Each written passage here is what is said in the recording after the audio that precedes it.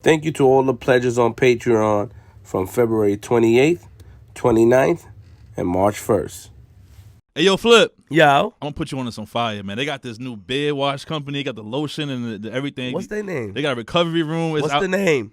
Maestro's Classic. G-Money's up front. I'll put you on. I've been with you on the Maestro's, sure? Man. You forgot where I brought you? You forgot where I brought you up there? Oh, man. You forgot about Ghost? All right. What's his name? Ghost, you know again? He cool, man. Ghost is cool, man. Yo, make sure you get your Maestro's Classic Beard Care products today at Target, CVS, or go on maestrosclassic.com and use the promo code QueensFlip to get 10% off. 10%, that's it? I thought it was free if you put your... Are you crazy? All right, I got it. Make sure you go there today. Log on, maestroswithas.com. I'm from Queens. G-Money! Yo. What's up, man? What's going on? Oh, God. I already see where this is going. It's going to be a good one. Yeah, I know. It's going to be a good one. Hey, we didn't introduce you yet, man. Don't laugh. Don't make any noise, please. All right. Yeah, oh, look. He still do. How's everything? You okay? I'm good. How you doing? All right. How's your weekend? My weekend's good. Okay.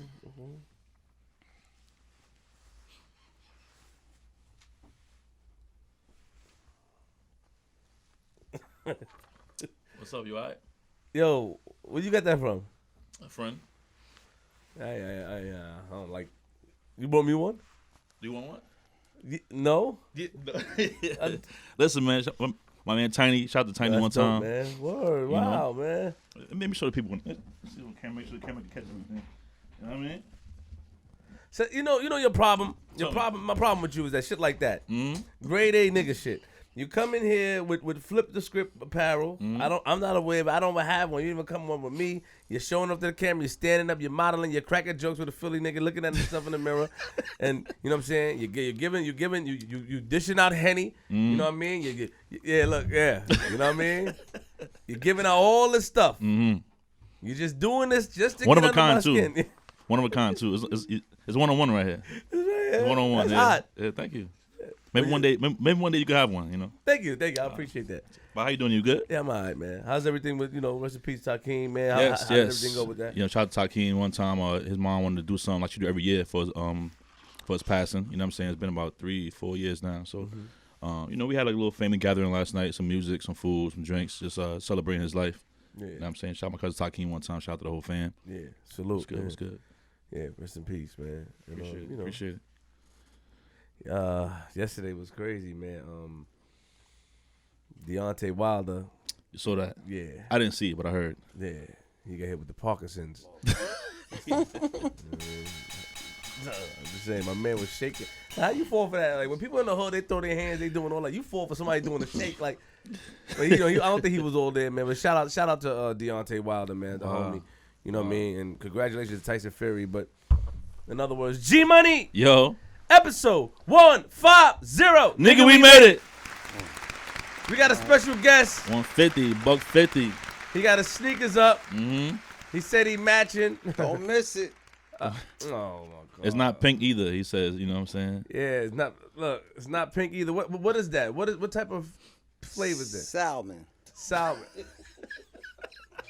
Gee, don't hype these guys, G. Yo, it's the Philly swag. I don't know what it is about these Philly guys, man. Salmon. It's a little, they a little different. Round of applause. You heard? Like, Peedi Crakk in the building. Round of applause, man. Welcome. Yeah. Appreciate y'all, man. Thank you. Peedi Crakk is back. Took a long time for you to get here. I mean, almost like a year, right? Yeah, remember we've been talking about this? I appreciate that you didn't give up. Because remember a long time ago, but you let me slide, but you swung back around. I'm like, yo, hey, nigga still f***ing with me after that shit. And you're like, yo, Crack, what's up? Oh, I got you, man. I know I was on some bullshit, but. I mean, I respect things come up. I appreciate that you understood, man. I really did not understand, to be honest. You acted like you did in the text. Yeah, of course. You had to get me here, yeah. Yeah. That's to cool. tell you to your face that I don't like that. All right, that's cool. You made me wait a long time. You know what I'm saying? But I appreciate you being here. You kept your word. No doubt, I kept my word. With the salmon color on. Salmon, I mean these bows. You heard? Gotta go to bows. Gotta go to bows, yeah. I can't do it. It's too Don't early. do it. It's too early, G. That was Hey, good though. hold up. But yo, I was tripping too. I thought this was a regular thing with the hoodie. I was like, oh, they got the little hoodies and shit. I didn't know the nigga just got his own one joint. I was about to be like, yo, you can get one. But then when you ain't say you ain't got one, I'm like, oh, damn, ain't nobody got one but this nigga. Yo, in my mind, I be so focused. I didn't even see he had it on. He stood up, walked I know. around. We ain't seen that. Because it's a fly hoodie. It's white. The color's all dope. It's dope. Thank you. You know what I'm saying? Yeah, well, we not happy because I can't get one. I definitely won't be getting one no time soon if this nigga don't got one. Facts. So I mean, you never know. You know. Hopefully, man. But shout out to Tiny, man, putting that together, man. Salute to him, man. yeah, I'm a medium. So y'all get them Jones. Throwing it out there, right? Just throwing it out there. Hey, Welcome. Tiny, whoever that is, yo, Peedi Crakk, come on. I'm going to rep your shit. Put your logo on it. I'm wearing it. All right, bet. Salute. I might get my shit before you. Yeah, I'm gonna be tight. That's when I rip it off. You want to see Crazy Flip? I do that, Yeah, man. crazy You know flip. what I'm talking about? Crazy flip come out of retirement because it's a calm flip, man. Why I can't be calm, man? I'm just not used to that. But, hey, I appreciate I'm happy. it. I'm happy to see you. But you're in a different space right now, you know what I'm saying? Like, and I'm proud and I'm happy for you, you know what I'm Thank saying? Yeah, because I see the growth, you know what I mean? Shit looking real professional, look real clean. So you think that like when it comes, because that's what people say, you know, when people get to different levels, they body change. So I'm on that Hollywood stuff. You think? Nah, not yet. It didn't go to Hollywood area yet, but I think you maturing, you know what I'm saying? Thank you. Seriously, yeah. Thank you. It ain't the Hollywood area yet. You still a hood nigga, you know what I'm saying? Thank you. It could go there. That's up to you. You know what I'm saying? But right now, it's like nice and mature. You know what I'm saying? Still hood. You know what I mean? Because, you know, you was on some shit. You was on some shit. So now this is like calm, cool. You sitting in a chair. You know what I'm saying? Like, no, you know, normally you'll be flipping the table up. Now you're sitting at a table. So. I don't like that Hollywood comment. Let me slow down. We all Hollywood. I am Hollywood. Oh, nah. Let me let my nuts hang. Nah, I don't think so. You from I am. Queens? You from Queens? I am. Nah, you I too. am. You too talk hood. about I'm not hood. You talk about you collected these. That's what you think we on the same level because you collected this. You a legend. I got them. So what? Where is it? They in Pull the, it out, take a picture, and show me. they Then in I the respect it. stash. You don't got those no more. I got all of them. Doubles. I got these. I got triples. All right. What you want to do? Sorry. No, but look. I appreciate that though, Petey, for real, man. Humbly, we appreciate this. support, man. No, some real shit though, Flip, man. You know, we all been watching you, you know what I mean? And it's just dope to see you, like, you know what I'm saying? You advancing. For real, I ain't just saying that. You are advancing, you know what I mean? We watched all the little the videos when you playing niggas day up and shit. That was the process. But now, you know what I mean? You coming to another level and it's dope. And niggas coming through, you know what I'm saying? Fucking with you niggas, good niggas, you know what I'm saying? Coming through fucking with you and you gonna keep going further. Cause niggas fuck with you, you know what I mean? Thank you, brother. I wouldn't come here. I don't be doing all the blogs and shit. I'll do them when I'm selling my shit. I'm gonna hit everything. But right now, I'm in the process, and right now, when I do a blog or interview, is because I fuck with the person. You know what I'm saying?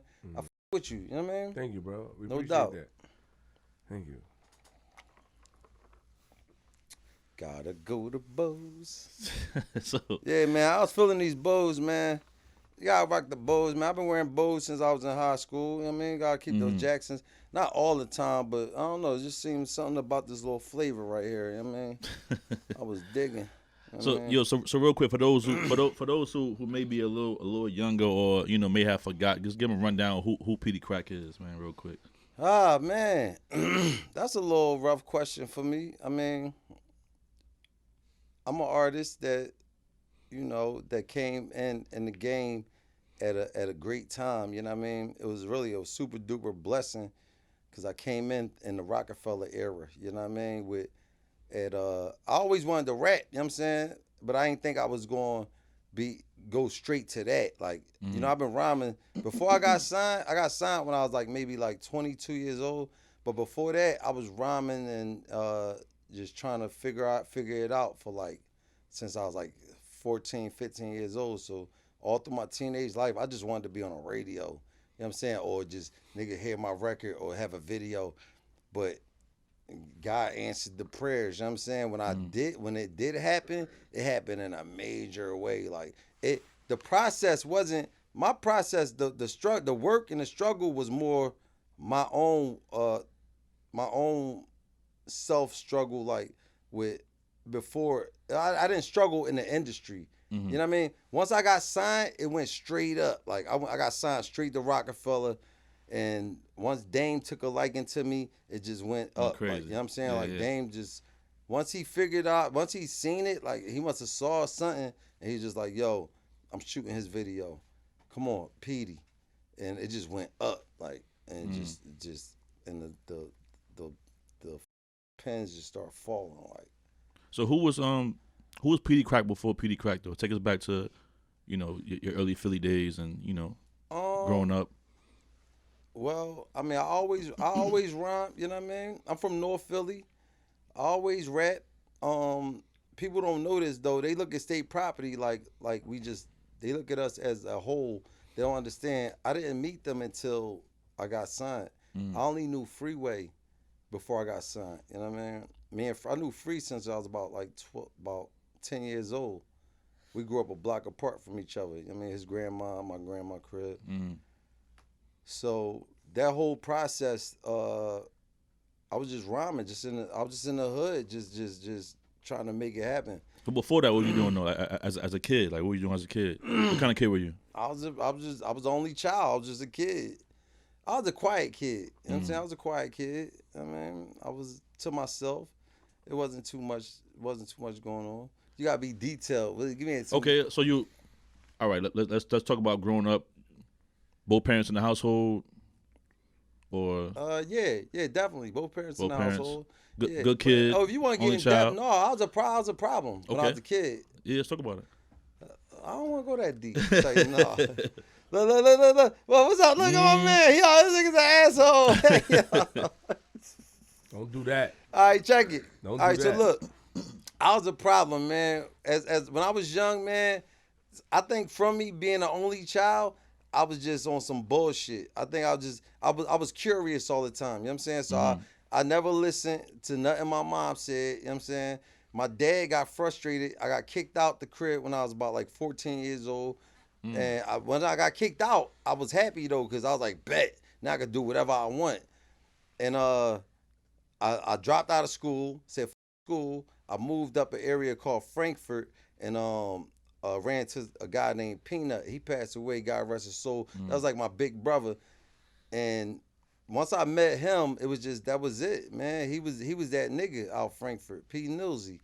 And I met him and it was just on from there. He would let me do what I wanted to do. You know what I mean? Nothing bad though, but he knew I wanted to rap and he just always supported me. He used to give me money and give me the car, be like, oh, go to school, but I'll take the money and take the car and just drive around and go. I'll go to school and after advisory, when you sign in, then I'm out. Just get in the whip, grab some chicks, go get some 40s. Hold on, so take us back to the day you got kicked out of the crib. You recall that day? I do recall that day, yeah. It was the last straw for my dad. I had took my mom's truck. She had a Blazer, a blue Blazer, and I stole it one day. And when I stole it, I couldn't drive that good yet. So I ended up crashing the side of it. And I bring it back and I parked it. And when I parked it, I wanted them to think like, yo, somebody else hit the car. Well, my dad was so smart. He knew it. He like, as soon as he came home and he saw the truck, he came upstairs. He was like, yo, get your shit, get the out. Yo, I'm like, what? Yo, he gripped me all up. My mom like, stop. He grabbed my shit. I just packed the bag real quick. And around that time, I was hustling out this dope house for my folks I was fucking with back then. And I ended up moving inside the crack house when I was 14. I moved in there with my one duffel bag. Wow. And I just lived in the crack house for like 2 weeks until the nigga that we was having shifts. Like I was still going to school. I would go to school, then at the school, I catch the bus to the crack house and go do my shift.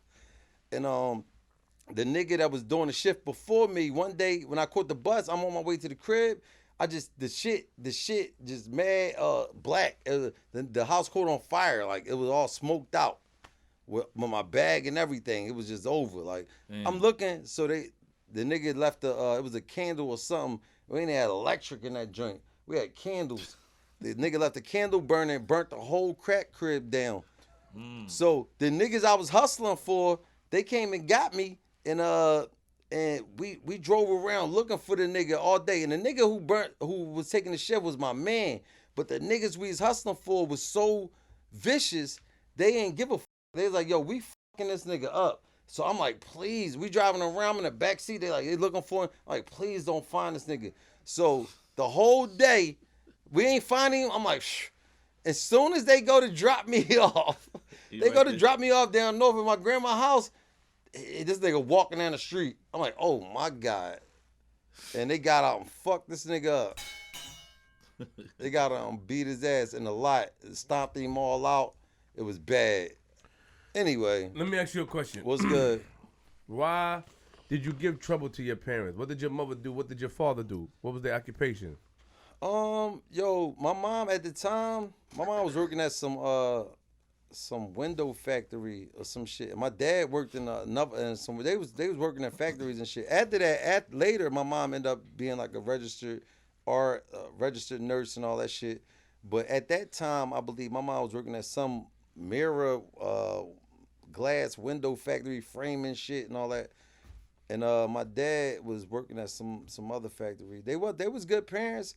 I was just mischievous, man. I was curious. I hated school. I was influenced by a lot of the wrong shit. Like I admired all the dope boys and shit, and I always loved rap, so I was influenced by rap and the whole hip hop type of era and image at that time. You know what I mean? So the things that I was supposed to be doing as a kid just wasn't interesting to me, man. I wanted to advance and be an adult more faster. Like I hated being a kid at that time. I did. I didn't want to be young. I always imagined my life as an adult. As a kid, I always thought about I couldn't wait to I was like, I can't wait till I get grown. I just wanted to be I wanted to just be in charge more. I didn't like people telling me what to do. I still don't like nobody telling me what to do, and don't nobody tell me what to do to this day. It's just I gotta. So what's up? You when did you start going in the streets as far as hustling at that age, 14 or before that? No, I think is that when it started? No, before that. It was before that because I had caught a juvenile case that I beat when I was like 12 or 13. I got caught with a whole pack of rocks on me, and I beat it because the police said that it was they stopped me because there was a guy in a red jacket, so the judge just snapped out on him. I remember that was my first case. Judge was like, yo, so you gonna stop everybody with a red jacket on? And cops sitting there like, and he just threw the shit out. So that was my first case when I was like 12 or 13. I beat the crack case, and after that, it was just out of control. Because that was the crack era. Like, crack was popping in my hood. So, the time I was hustling for them niggas out that crib, but then my partner, Indy 500, he was hustling out of crack crib closer to than my grandma way. And out of nowhere, he was just getting money. Like, I just seen him popping up with all random shit. They had a 4-wheeler and Pelly Pels and all that shit. And this my man, and he knew I wasn't eating at the time.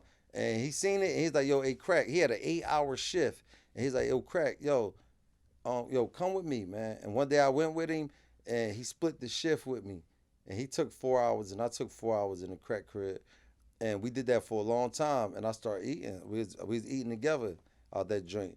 But then I ended up selling it to an undercover. The joint got raided. I got booked. That was my first criminal crack felony. That was my first drug case. And after that, I caught like 2 more drug cases, then some gun possession cases, and then I just started getting fucked up in the game on probation, on the run. Shit just started spiraling, going crazy for me. That's where the name came from? I was on the run when I got signed. I got signed on the run. It was places they was going that I couldn't go because I couldn't use my ID because my name would have been flagged. So I would have to sit it out. Like, I was like, yo, if there's no, I'll only go where we could drive. But if there's flying somewhere, I wouldn't go because I couldn't take the chance at running my name and then they call the police on me and come book me. But they finally caught me. They caught me in the telly And they only caught me because the night before I got real and I overslept. And the people from the telly, it was time to check out and they was knocking on the door, but I was in a coma and they had to call the police like, yo, he's not opening the door. So the police came, I didn't open the door, so they ended up having to clamp the locks off and break the door down because I had the little latch on, so they break the latch off. And when they came in, I had a 38 in my duffel bag. I just brought it off Sparks. I just brought it off Sparks, a 38 revolver. I had a 38 in my duffel, and I had mad mail that I would go pick up from my crib, just to go grab real quick. My mail with my name on it. So when they came in, I'm all there, like, yo, get up. I'm like, what's up? They're like, yo, what's wrong with you, man? You're not answering the door. What's your name? I told them a different name, but then when they went through the bag and shit, they found the mail, and they was like, well, who's Pedro Zayas? I'm like, I don't know. So they ran the name. They're like, yo, but this nigga won it. They're like, yo, put your hands behind your back. You got anything in here? And I knew they was going to search my bag. I was like, yeah, I got a gun in the bag. That was it. It was over. It got me. What year was that? That had to be about like 2006 or something. Yeah, because I got signed. How old did you? When's your birthday, Vay? January 13th. No, what year? 2001. 2000. I got signed 2000. As soon as he was born, I got signed. That same year. So this was like 2003, because it was right around that time when he was still a little baby. So yeah. So that's where the name come from then, huh? Peedi Crakk? That ain't where it come from, though. Mm. No, my name has nothing to do with crack, though. I despise the whole crack selling thing. I didn't like selling crack. I didn't. Because I used to, when I sold crack, I would see all my homies' moms and aunts and shit that I'm like, oh, man. They'd see me. They'd be like, ain't you whatchamacallit, son? Wow. Like, hey, how you doing? What's up? Too? Huh? That's wild. But the name came from I said in one of my rhymes back in the day, I said, now they call me Peedi Crakk, like Benny Blanco, because my name was Pedro Tequila. My name Pedro. So my rap name was Pedro Tequila. I still like that name too. I might bring that back. But in one of the verses, I was just playing because of the Benny Blanco from the Bronx shit from Carlito's Way. I was like, Peedi Crakk, like Benny Blanco. And after I said that in a verse on a song called Cocaine Crack Militia, in and out of state, in and out of drug-related shootouts, pull a 9 Rug out, pull out, and blow you out. It was some old shit with me and Freeway in the all Ice City days. But niggas be like, yo, hey, Cracko. And niggas just kept saying Cracko. So I was like, all right, so my name Peedi Crakk. And then niggas start shortening it up, hey, Crack. And that was it. It was just like Peedi Crakk. I just dipped the whole tequila shit like, yo, Peedi Crakk now. That's it. So, you in the streets, young, in the streets. Homie put you up. The guy you said put you up. My man Five put me on, yeah. He put you on and stuff like that, and he made sure you was good. Yeah, yeah. Told you go to school, you chose not to. Oh no, you talking about P. Nilsy? No, Nilsy. I moved in with Nilsy. He ain't put me on no. It wasn't no hustling shit. He was hustling, but he would never let me hustle with him. I used to ask him, but he was like, nah, chill, go to school. And this was at 14. Yeah. That was around that time. And I only met him because I just happened to be, I was hooky in school. I was in Frankfurt. And I was with one of my homies. I was with my man Weezy and my other homie Trev. And we was just on some hooky and shit, just roaming the neighborhood. And P. Nilsy pulled up. He got the little blue Beamer and shit. So they knew him. So he hop out and I don't know. He just saw me. He just took a liking to me. Like, yo, what's up, man? You cool? I said, yeah, I'm good, man. PD, whatever. So that was it. But then I ended up moving up there, staying up there in that area. And it was like 5 of us. We was living like a little one room efficiency. Like it was like 6 of us. 5 or 6 of us in one room. Like we was renting a room for like $69 a month. I mean $69 a week. Like $69 a week. And I got in an argument with some of the niggas in there, and I had left out. And I seen him that day. I got in an argument, and he's like, yo, you cool? I said, nah, man, I'm going through this bullshit. He's like, yo, go get your bag out of there, man. Come on. I went and got my bag, and I moved in. I went in his crib. He's like, come on, man, you cool, you here, you staying with me. And when I moved with him, it was a whole nother world. Like, it was over. Like, he was one of the illest niggas out Frankfurt, like, on a, just hustling and he was just a smart hustler, crazy with it. So I moved in with him, and my whole shit changed. Like, it was just different. What you mean? What changed? I was seeing hands on everything that I was inspiring to be.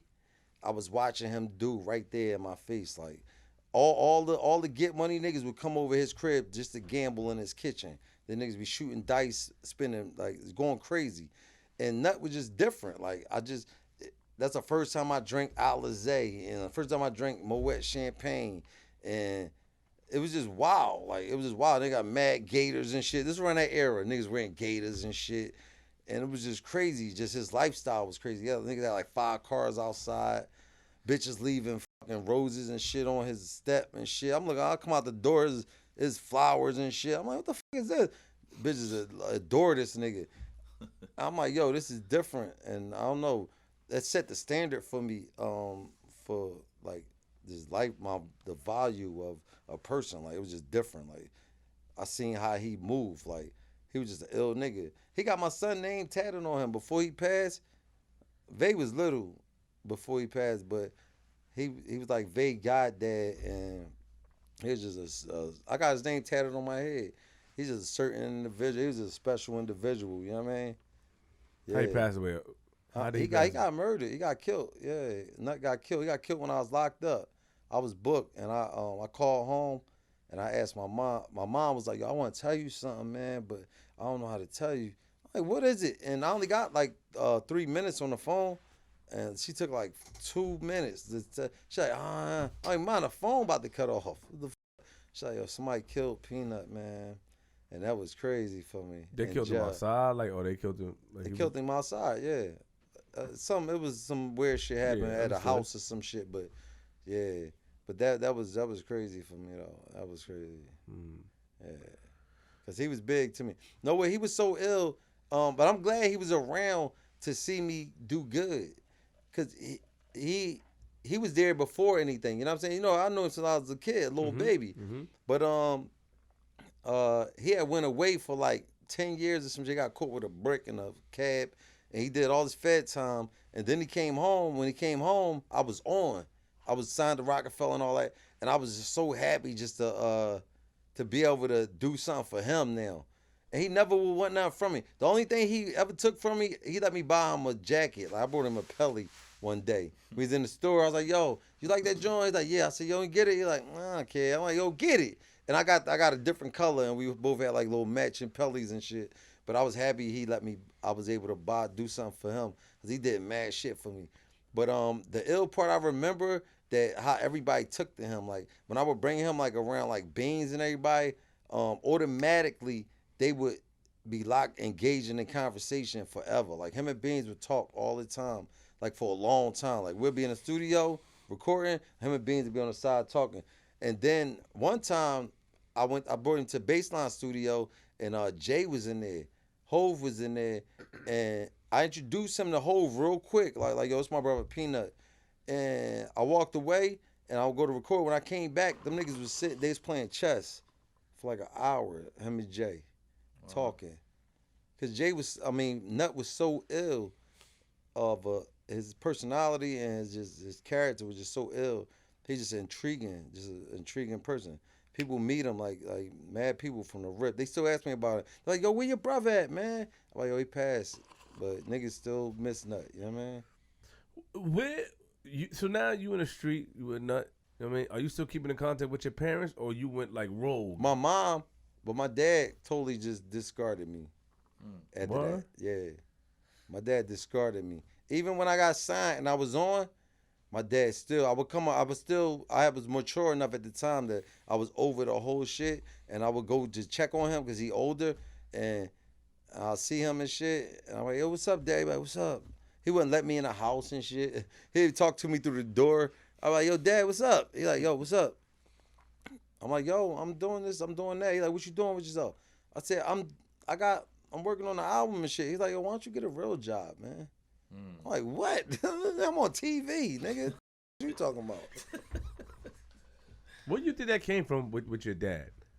What do you think? Cause, and forgive me for prying a little bit. No, it's because fine. I'm trying to figure out, like, in those situations, were you that bad? Or because you mentioned something that when he grabbed you up, your mom told him to stop. It wasn't me. Me and my mom talked about this before. It was more so his upbringing. You know what I mean? He didn't have a dad. You know what I mean? And I think personally, my personal opinion, I think later, the initial thing, I don't know, really. I think maybe, I don't know what Did your mom always take up for you when it came to you and him? Yeah, my mom always had my back, yeah. But initially, I'm not sure of what was going on because I was a kid. But as I got older, I would still come around. But I think personally, that little certain time, being as though he treated me that way when I was little, and I still survived and still accomplished something, and he had nothing to do with it, I think that bothered him. So that made him not be so happy for me. You know what I'm saying? Cause you had nothing to do with it. You kind of, if you discard a nigga and he still pop up, you like, oh, why don't you do something? Why don't you get a real job? But I still survived on my own. You know what I'm saying? So I think that had something to do with it. You know, dads want to be proud. Yeah. Like my son right here, and I'm with him all the time. You know what I'm saying? I'm with my son. You know what I'm saying? And not to shit on my pop. My pop was a good person. You know what I'm saying? He's a good person, but he from Calle in Puerto Rico, and he had no dad, and he had a crazy upbringing in North Philly, and it was just hard for him. He didn't know how to read or write and shit like that. He had a bunch of shit against him, you know what I'm saying? So I take that in consideration. But with my son, I'm there with my son, so anything that happens for him and he succeed in life, I'm right there, and I'm totally happy for him. And I could take responsibility for it too because I was there guiding him throughout the shit. You know what I'm saying? I'm there. He know he called me. Nope. You know I'm always there. He know. So I'm a proud dad. You know what I'm saying? Like, but he couldn't be a proud dad. You know what I'm saying? And even though his son on, you know what I mean? It's Peedi Crakk. Yo, people used to tell me, they like, yo, I saw your dad, and I asked him, was you Peedi Crakk dad? And he's like, yo, get the away from me. He told niggas he didn't like the shit. So. Did you ever try to have a conversation with him about that? I didn't, because I didn't care. Around that time before he passed, I overlooked all that bullshit. You know what I'm saying? I just wanted to just, you know, I got kids now. You know what I'm saying? So I know how hard it is to be a dad. You know what I'm saying? So I didn't care. Like, that's my pop. Like, so he got nicer before he passed, he was more nicer and more like, me and him got cooler as he was older. Like, so I don't need to get into that. It's different now. It was different. So there's no need to get into that. You never talked to, so you looked at it like you were the mature one. I just overlooked that. That's your father. You wanted to build that. That's my dad. So I was just like, man, right? Remember Pop, before he passed, he was just like a cool old dude. But when I was young, he was a mean little dude. But he just turned to like this little cool old dude walking the dog. So, I mean. And him and your mom was together still until he passed away. No, they wasn't. They had broke up. But my mom is such a loving, caring person that she would always just still be there for him all the time. Even though they had been broke up, but my mom would always be like, always go to check on him and always send me to check on him. So they wasn't together now. Yeah. So I like this little in-depth conversation we have. I was ready for the radical shit. You tricked me though. You got me on an Oprah Winfrey tip right now. Yeah, I like it though. No, because I'm feeling this. No, I appreciate it. We appreciate it. You know, we have our own way, but don't flatter me because something else is coming. No doubt. The thing is, like, no, because when you think about it in retrospect, and people could listen and relate, like, this is why one thing you said that my mom would stick up for me when it could, you know, as men and women when they married, you know, some men, even to my family, I witnessed, they get upset when the wife doesn't choose their side over the child. Right. They get upset. That becomes like they get upset. Even like, with my sons, I'm like, what are you doing? Let me get some pussy. They get upset. But, so I don't know how frequent it was, because I guess mothers, they see children or their sons or their daughters as, pure and something like that. It's certain mothers. Like, regardless of what you do. No, my mom. He's the only child too, so I was bad. You know what I'm saying? She knew I was bad, but I'm the only child, so that was it. That definitely is different. Only I got brothers and sisters on my dad's side, but I ain't grow up with them. I grew up just in a household, just being the one kid in the house. So moms, and I'm my mom's only child, so right. Me and her is like different. We locked in. We locked in to this day. Like, that's my right hand man. Me and moms. I believe it. You know what I'm saying? We tight, super tight. Yeah. So you always could have. So you kept the contact with moms. Dad ain't give. He came to a couple of my court dates, but from my recollection, when I was going through the struggle, I was out here on my own. And I appreciate it though, because I learned a lot. I appreciate God for blessing me to survive it. You know what I mean? Because all my homies is dead. The larger percentage of them, like, I got a couple homies that's still here, but everybody I grew up with is gone. Mostly. I say that a lot in my raps because it's true. All my homies that I grew up with, that I hustled with and all that, that I just came up with through school and grind with, most of them niggas is gone from my original block. So, but what I'm saying, all right, so you in the streets, young, homie put you up, you hustling, but he don't want you to hustle. Yeah. But you seeing how they doing it in the crib with him. Like they going to the crib. No. You getting it confused. With Nut, I never hustled with Nut ever. I never did no illegal shit with Nut. Me and Nut was just like the big bro. Nut started turning into like a father figure for me, to be honest with you. He did. He started turning like a father figure. Nut would he knew that I was misguided at times, and he knew that he had to take responsibility because he knew how I looked towards him. And one day I realized it was one day I had to do a radio interview for 103.9 or some shit in Philly.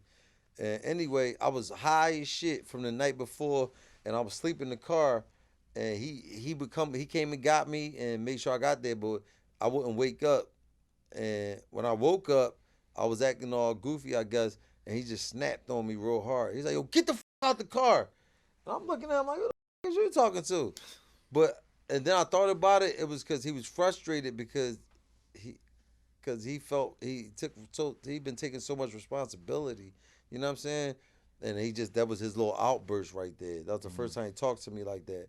But at first I was kind of took him back, but then I thought about it. I was like, "Yo, Nut is like he the big homie," and at the time I needed that. You know what I'm saying? And I straightened up and I got up and went and did the interview, but I can't say that about anybody else. You know what I'm saying? In my life, so, that I considered to be. You know what I'm saying? I took that. You know what I mean? Because I respected him a lot, man. He taught me a lot. But he taught me the good things. He ain't teach me no bad shit. He ain't teach me how to cook crack and cut shit up and all that. He taught me about mannerisms and shit and just how to maneuver just out in the world and shit. You know what I mean? Nut was definitely an ill nigga, man. Rest in peace to Nut. But my thing is that if you're living with him when you started, because he wouldn't let you hustle, but when you started, you waited till you got out of his crib. That was later. I was later at that. When he got booked, I was just in the wind. You had to leave when you got booked. Yeah, when he got booked, I had to leave, and we just in the wind. And you went in the streets. I went in the streets, yeah. And let me guess, a girl told you how to cook. No. Wow, that's how it always happens. Nah, I mean, light-skinned dudes like you with long hair always say, "Oh, I learned from the." Come on, cause you think you was young, smashing older women too, right? Let me guess. Nah, I started liking older chicks when I got older. When I was younger, I didn't like the old chicks. They liked me though, but as I got older, now I like the old babes. I like them old and wrinkled. They go right to sleep. Yeah, I leave. I take the cars and shit. Be out. Like, I'm out. Holla at you. Yo, God's different, son. So Straight up. then now, walk us through just sort of like walk us through that time frame, like how that transition, like Nut gets booked, you in the street now, you in the win, you obviously when you mean you in the win, you can't go back home. Now I couldn't go back home, but my grandma crib was always open. Oh, And that kind of was the root of everything that kind of created what happened for me. Because if that didn't happen, I wouldn't have been in my. That's weird that I never thought of that.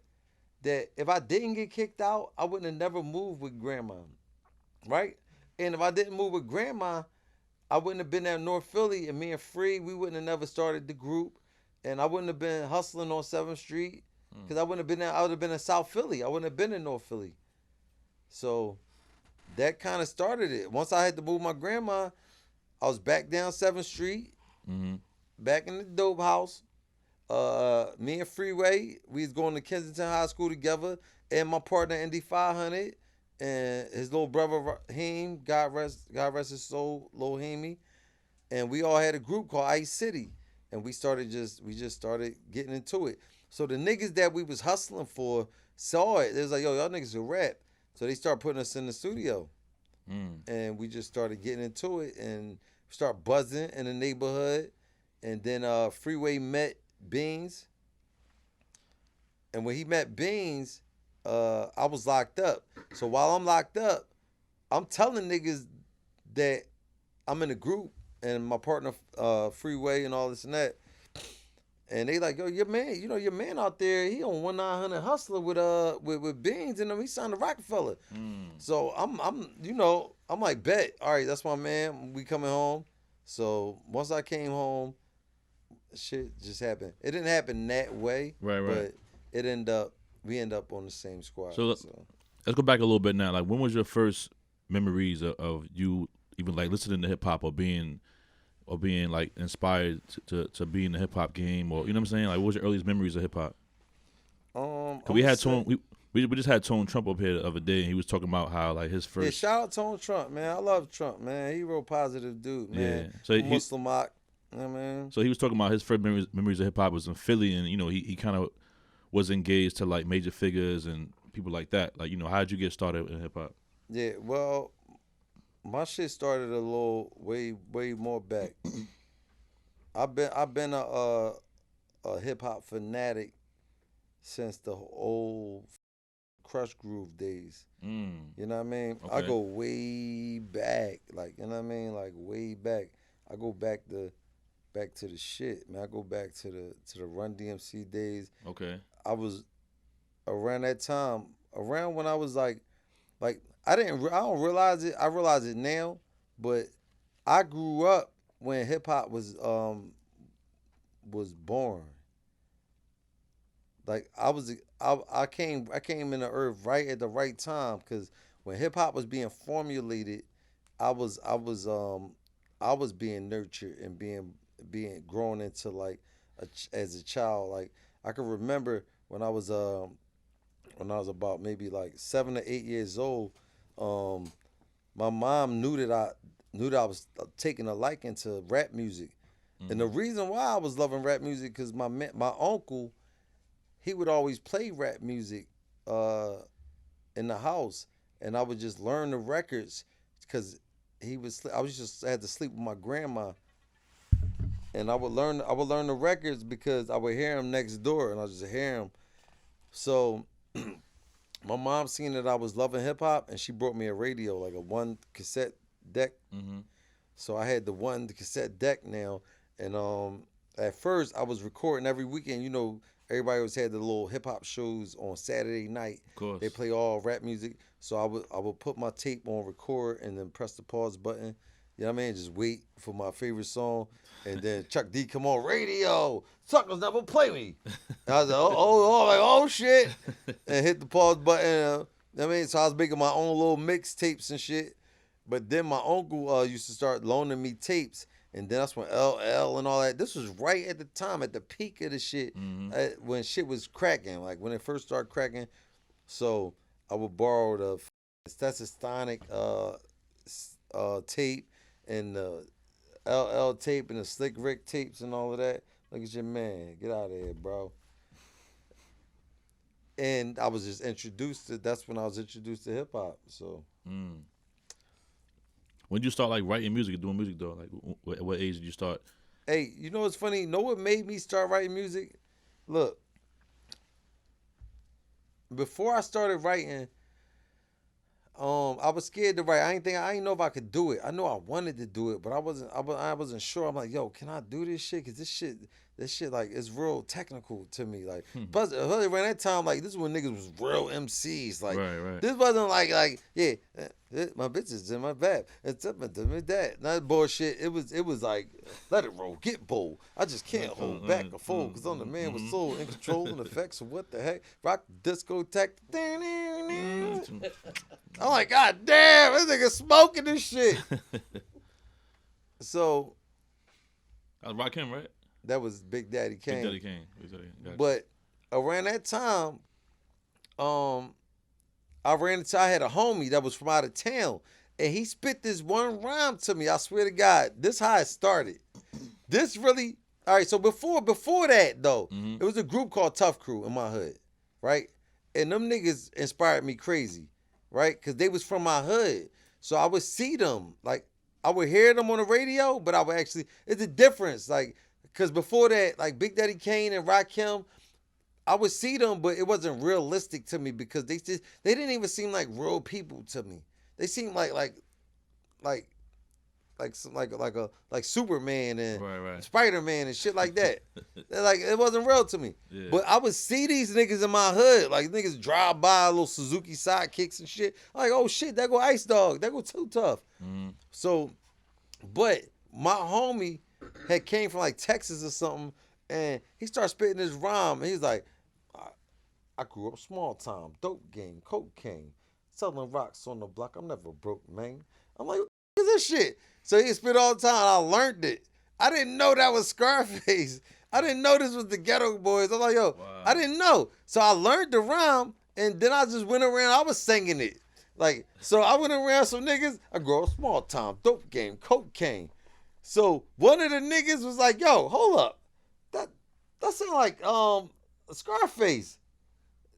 I was like, oh, I ain't know who it was. I was like, that's somebody rap. He's like, yeah, that's the Ghetto Boys, man. The you running around singing other nigga shit? I'm like, damn, all up. I'm singing nigga shit. I'm like, yo, I gotta write some shit. And that's when I start going in the tuck. I'm like, hold up. I gotta give me some shit together, man. I'm running around frauding. And I penned me a rap. And the only person I would spit was for my mom. I can remember my mom would be doing dishes or something, and I have a little piece of a rap and shit. And I'm like, Mom, I want to say this rap to you real quick. And she's like, let me hear it. I'm like, no, you got to turn around, though. I was too shy. I didn't want her to see me doing it and shit. And she turned around, then I just spit it for her. And my mom was always real and supportive and inspiring to me. She was like, yeah, that was good. Go ahead. And I just kept writing. And I don't know when I started. I was locked in for a long time, whereas I wouldn't let nobody hear my raps. But I think a couple of experiences just reassured me that I was that nigga. I think one time I was in school, niggas was rapping in the bathroom, and something gave me, I had the balls out of nowhere. I just jumped in there, and I used to rap real fast, and I was just dogging it. And everybody's like, oh shit, yo, this ain't crazy. I was like, damn, I might got a little something. But then it was this kid named Day Day. Back when I was a kid, it was a bunch of niggas that was getting money. He was the youngest one. And he was like 17, 18, but nigga had Lex Coupes and shit. And this was when niggas was selling bricks, but he was a kid. Yeah. And he saw me rapping in a cypher, and when I was done, he pulled me to the side. He was like, yo, and I admire him a lot. That's what meant so much to me. that when he pulled me to the side, just him talking to me, period, I was amazed. But he's like, yo, your voice and the way you rap, man. He's like, yo, you gonna be a star. And when he told me that was it. That's the first and last conversation I ever had with him, and it was just ill. When he said that to me, that stuck with me. He was like, yo, you gonna be a star, man. Your voice. I was like, for real? Because I hated my voice. I thought my voice was too high pitched and too squeaky.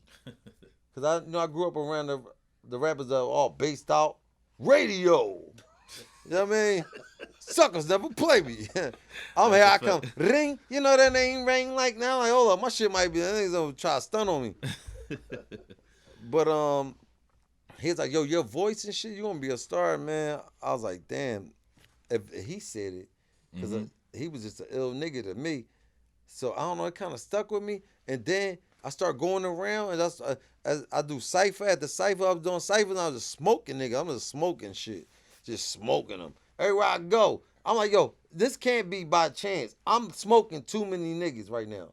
Like nobody was nobody was me. I was smoking shit so much that niggas would bring niggas from other areas to my neighborhood. Like, yo, tell Crack, we got boy out here. And I was just leaving shit. I never got smoked, ever. Never. You sure? I'm certain. Undefeated? No. Look. Now, one time, I didn't get smoked, right? I ain't get smoked. But the person that I was battling had more people with him. So when they did the little Apollo shit, like, who? Him or him? He had 100 niggas with him. Oh! And the nigga beat me. Oh, yeah, I was cheating. I smoked you. But he took the little, but shout out to his name, Fozzie Bear. He my man now. We talk about it all the time. But this was way back. But I left you though, Fozzie. I know he gonna hit me. He gonna be like, nigga, the Pharrell Crack. For real. You left him, huh? Nah, he an ill nigga. Fozzie an ill nigga. But I thought I beat that day. But he had more niggas with him. I think we was in West Philly.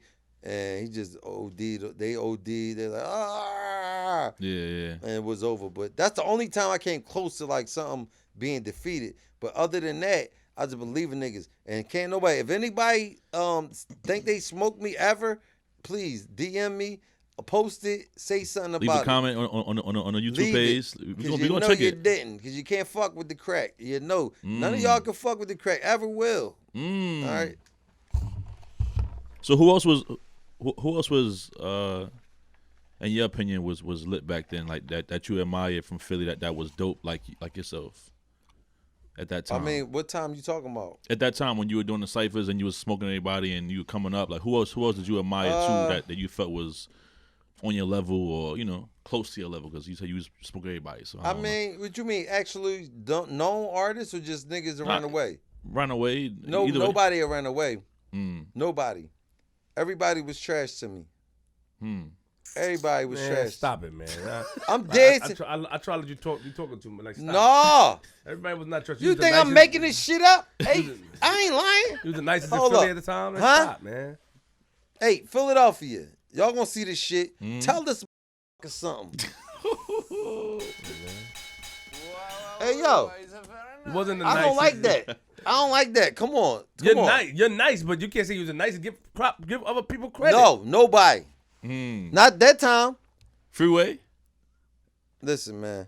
Yeah, exactly. Ain't nobody around, man. Freeway wasn't that? I was leaving shit.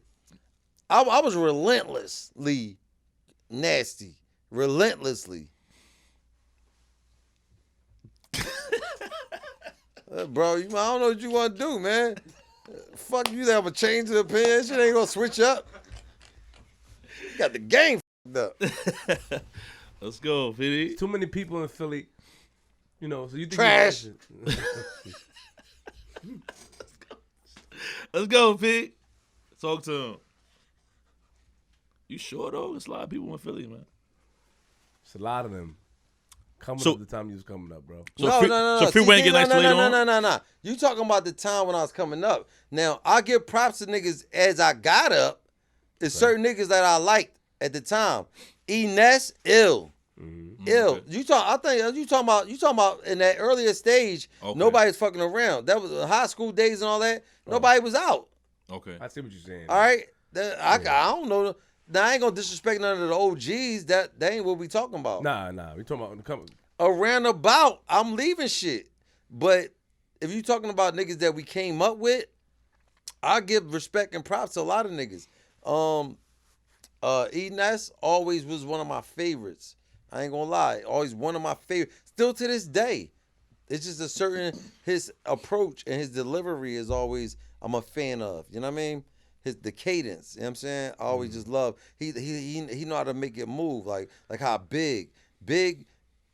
You hear a big song from the rip, even though you don't know the song, but he's so melodic that it just make you be like, oh, the jig. You don't know the song yet, but it just he floating on it and it just put the bop in you. F.D.S. put the bop. Always been a Freeway, always been dope to me. You know, we've been rap partners together, so I don't really count him. Out of Philly, Spado was ill. Dutch was ill. Dutchy was ill. Who else I liked? Who else do I fuck with from Philly? Bro, can you think of somebody you know I'm shady? Shady, like Slim and them. Who? But you know, Eminem and them. I'm shady, man. You can't be. It's all good. Listen, so wait. Lucky you got that many niggas out of me. So when you started, so you always using the hood rapping. Nobody was rocking with you. I ain't say that. I ain't say nobody's rocking with me. Rocking with you meaning nobody was like, nobody was messing with you as far as like you was the nicest. Oh, be specific. Yeah, nobody can go around. Yeah. Yeah, I don't really want to curse. Nobody. Oh, you can't curse on here? You could, but I have the F words get you flagged really on YouTube. Edit it out. Yeah, don't tell me what to do. Don't tell me what to do. All right. Don't tell me what to do. Look at the foot. Yeah. Don't tell me what to do. What's up? So now you shaking him. So now I'm gonna pick back up where we left off. You know, you in the streets, you moving around. You also in the streets moving around. Take us on a journey of going into the music thing. When you wrote your song and stuff like that, who inspired you to do that since you was the nicest? Obviously, the way you talk, God might have just tapped you in your head and said, well, you should do it like this. But, No, listen. That's what it felt like. Oh, my God. Yo. Hold on, man. Come back, man. Yo, Petey. Come on, man. Come back, man. Where you going, son? You go. You bugging. No. Yeah, he said this. He's like, huh? He's like, Crack, keep the party going, man. Keep the party going. What's wrong with you, boy? Keep the party going. No. I did get blessed. Petey crazy. It No, felt like that. you tripping. I'm dead ass. I did get the Bruce Leroy glow.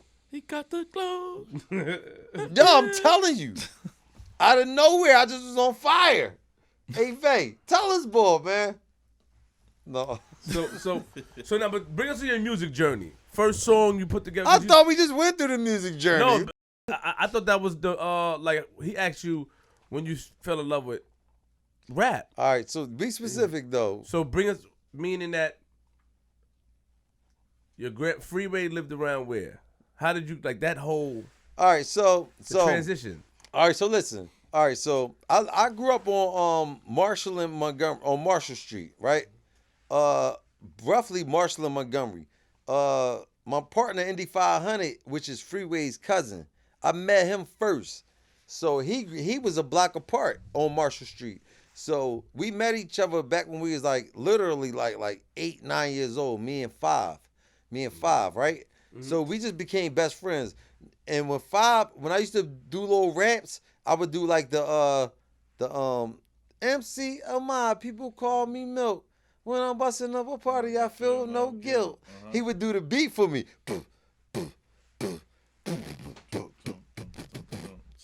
Right? So Audio too. that was our little thing. Like, yo, hit the beat for me, 5. We wasn't rapping yet. We just do like imitating rappers. And but Freeway, to be honest with you, Free always been a star since we was little. And he might hate this, but we had like little my cousin China used to always have Halloween costume parties at her crib, and we was mad little. And one day I went there, I was Dracula, and I mean this back in these days, back when the Dracula costume was just an apron that had the fake Dracula suit and the little joint that go in your face with the rubber band that go in the back. That was it. Remember them costumes? That was it. I'm Dracula. Brah. So, Free come, he gonna hate this. This nigga used to be in martial arts class, right? Nigga Karate Kid on the low. Free hit you with some shit. Fuck around. He come with his fucking karate suit on to the party, right? So we having like a little Soul Train line, like we in the basement partying, all kids and shit. So the Soul Train line, everybody go do their little move. I hit some shit. Hold up, man. I hit some shit. I was doing this shit. This shit was hot. I was doing some shit like this. Free, this nigga come through. This nigga come through busting out karate moves. Down the line, this nigga talking about some chop, blah, all this shit. And that's when I got really introduced to him. I was like, yo, that's fine. Isn't that fine, cousin? Like, yeah, it's all right. That nigga is weird. Like, nigga doing the busting the moves, Karate Kid. Bruce Leroy. But before I came out my shell, Free was already recording in the studio and everything. He had like little dope songs and shit. He was like a little hood celebrity, Freeway. And come to think about it, he was real inspirational, and I mean, like it was a big thing. Thinking about it now, I ain't never realized it, but thinking about it now, me seeing him and how forward he was and how aggressive he was about being a star kind of inspired me. You know what I'm saying? Watching him do that, like, cause I was shy. For a long time, but that's how we was introduced. Was that your question? Yeah. So, but he was already moving and shaking. He was as far as in the studio recording. Yeah, at a young age. Like, I mean, Free was definitely, I'm pretty sure we had to been about like 15 or 16, but Free had a song that was real hot, like in Philly, like just in the streets, you know what I'm saying? And he was hot. It was hot in the city. It was dope. And I think I was watching him, but they ain't know I was writing too. I was in the cut, pinning my shit, but I was scared. I'm like, I don't know, man. I was snickering around trying to see. But I knew, I was like, yo, I was watching everything everybody was doing, especially when it was time for it to go down. When it was going down, everybody was rapping like beans. Like, you see that block right there? I got that now. And you bitch ass niggas, yeah, I shot y'all now. And then and I popped that now. That little pattern, everybody was doing that. So I was like, damn, don't do that, Crack. I said, you gotta think of something, Crack. Think of something that's gonna separate you from these niggas, because you're gonna get pushed. It ain't gonna be nothing special. So I used to sit and just like, yo, what can I come up with, man? I was like, yo, I'll come up with something. And it was a roll of the dice, but I just was coming up with different little flows. Like as an example, the one for Peedi Crakk flow is a flow that I can remember that I set down. And when you hear that flow too. But it was just it's not a game, I'm from Philly. Go by the name P. Chrissy Matt. Melly used to be with Young Freezy Intellect rolling on twins. People want to know who run with it. Nobody but the bang. Bang, please don't forgive me. Street morals earned in the city. Sing. PD, I heard that they got your number. Elias, you been living under the Mac goes ring. I just created that. I just sat down and was like, yo, think of something, Crack, an approach that's going to raise an eyebrow. You know what I'm saying? Make them be like, yo, who that? You got to say who that. You can't be like, yo, that was cool. I need niggas to be like, yo, who that? Who is that right there? I needed that. So I always kept that in my head, like, yo, Crack, create something, innovate something. Innovation is the key. That's what I tell the young boys. Innovate something. Make something new, groundbreaking that you can own. Because that's the only reason I'm still here is because I made something that's me. And people appreciate me for that, I believe. I believe that's why people fuck with me mostly is because the originality is like, yo, when you hear Crack, you know that, like, yo, that's Petey. I'm not sounding like nobody. You know what I mean?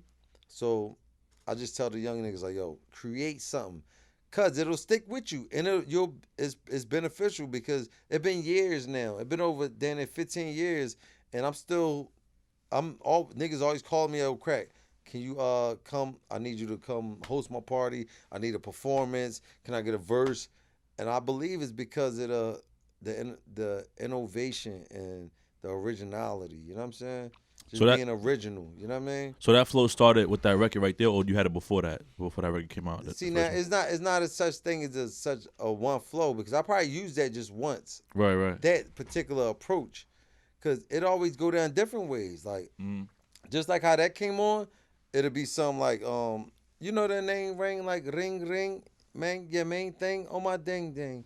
Can't complain, the phone rang very strange. I pull up on a shit on the advantage David Blaine. It's just like a unorthodox approach. You know what I'm saying? And that's just me going against the grain. You know what I'm saying? Because it's easy to be like, yo, yeah. And when I rhyme on the mic, niggas dump, and something, and we bump and thump. That's too easy. You know what I'm saying?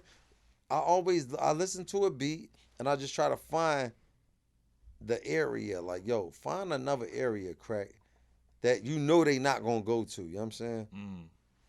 Attack it a different way. So you know what I'm saying? So you and Freeway, he was doing the karate chops in the party. He was. Yeah, I said he was. That's what I said.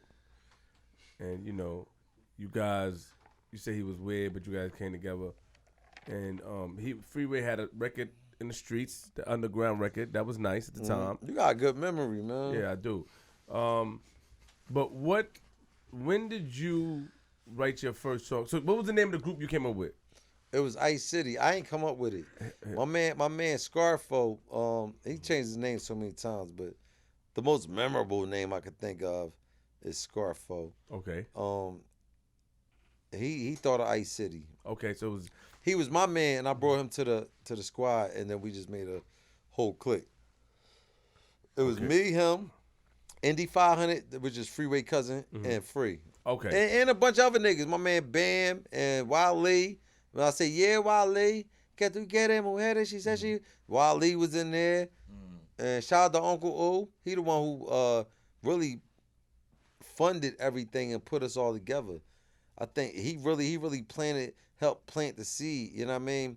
He inspired us because he was doing real good and still is, but he was able to help us. Like he gave us the extra boost, put us in the studio, kept niggas fresh and all that. You know what I mean? It was inspirational. We was young, we was kids, we still in high school.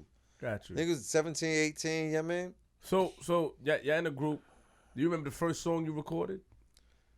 I don't. Nah, not the first one.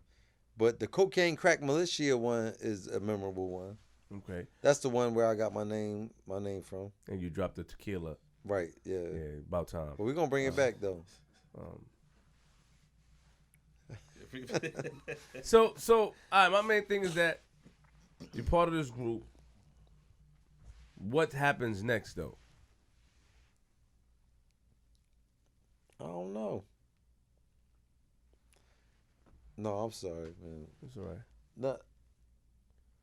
All right, so to keep it real with you, to be 100% with you, so we had the group, but then Free got signed, right? And once he got Free got signed to Rockefeller. Oh, okay. He got signed, and then it was kind of like the group kind of like fell apart. To me, I felt. So rebelliously, I wasn't feeling that. I felt like he wasn't trying to help me. At the time, I felt like that. Until I got in position and I had to do the same thing, that I was in the same position he was in, and I started to feel the pressure, and understand that once you get signed, that don't mean that it's on. That means it's more work. Then you got early work. Like, so I'm thinking he on, help me. And he couldn't do that at the time, but at the time I didn't realize that, and I was just kind of rebellious. So I kind of, me and Five, his cousin, we broke away from the whole shit, and we just did our own shit, like Crack and Five. And we put a mixtape out, and when we started doing that, that started buzzing. It started buzzing, and then I ended up, I did a joint with on the Crack and Five mixtape. I did a song called "How Many Niggas Gonna Ride for Me" with Oscino and Sparks from Rockefeller, from State Property. And once I did that, they took it to Dame. Dame heard it, and he was just like, "Yo, bring him up here. I want to meet him." And they would call me like, "Yo, Crack, yo, I played the song for Dame. He want to meet you, man. He love it." And around that time, I was hearing so much bullshit that I just was kind of like, I wasn't even really paying it no mind. I was selling weed in front of the bar. I was in front of the bar on 4th Street selling bud. I was not even tripping off rap. And one night, I talked to Sparks, and he like, "Yo, we out Miami, man. If you get a flight out here, Dame out here. I can introduce you to him." Sparks called me, and I called my man, and he got me a flight. He was like, I called him. I was like, "Yo, talk to Sparks." He's like, "Yo, hold on." And he called me back, and he's like, "Yo, I got you a flight. I'm about to take you to the airport." And I never been on a plane in my life. That was my first time on a plane. And I flew to Miami, and Dame signed me that night, that day. That day I met him. As soon as I met him, I went out there. I was out there all day with them, chilling just in the hotel, or like it was like apartment hotel. And later that night, they had like a group call, like to meet downstairs in the lobby. And when we get into the lobby, everybody was there, like Bleak, the whole State Prop, all these cameras and all that shit was going down. And we went to Circle House Studio, and when we got there, Beans was there, and I saw Beans talking to Dame, because Beans heard my music before too. And he must have, I could tell they was talking about me, like, they was looking at me. I see Beans like, "Yo, right over there." So Dame came over to me. I see him coming and shit, my heart beating.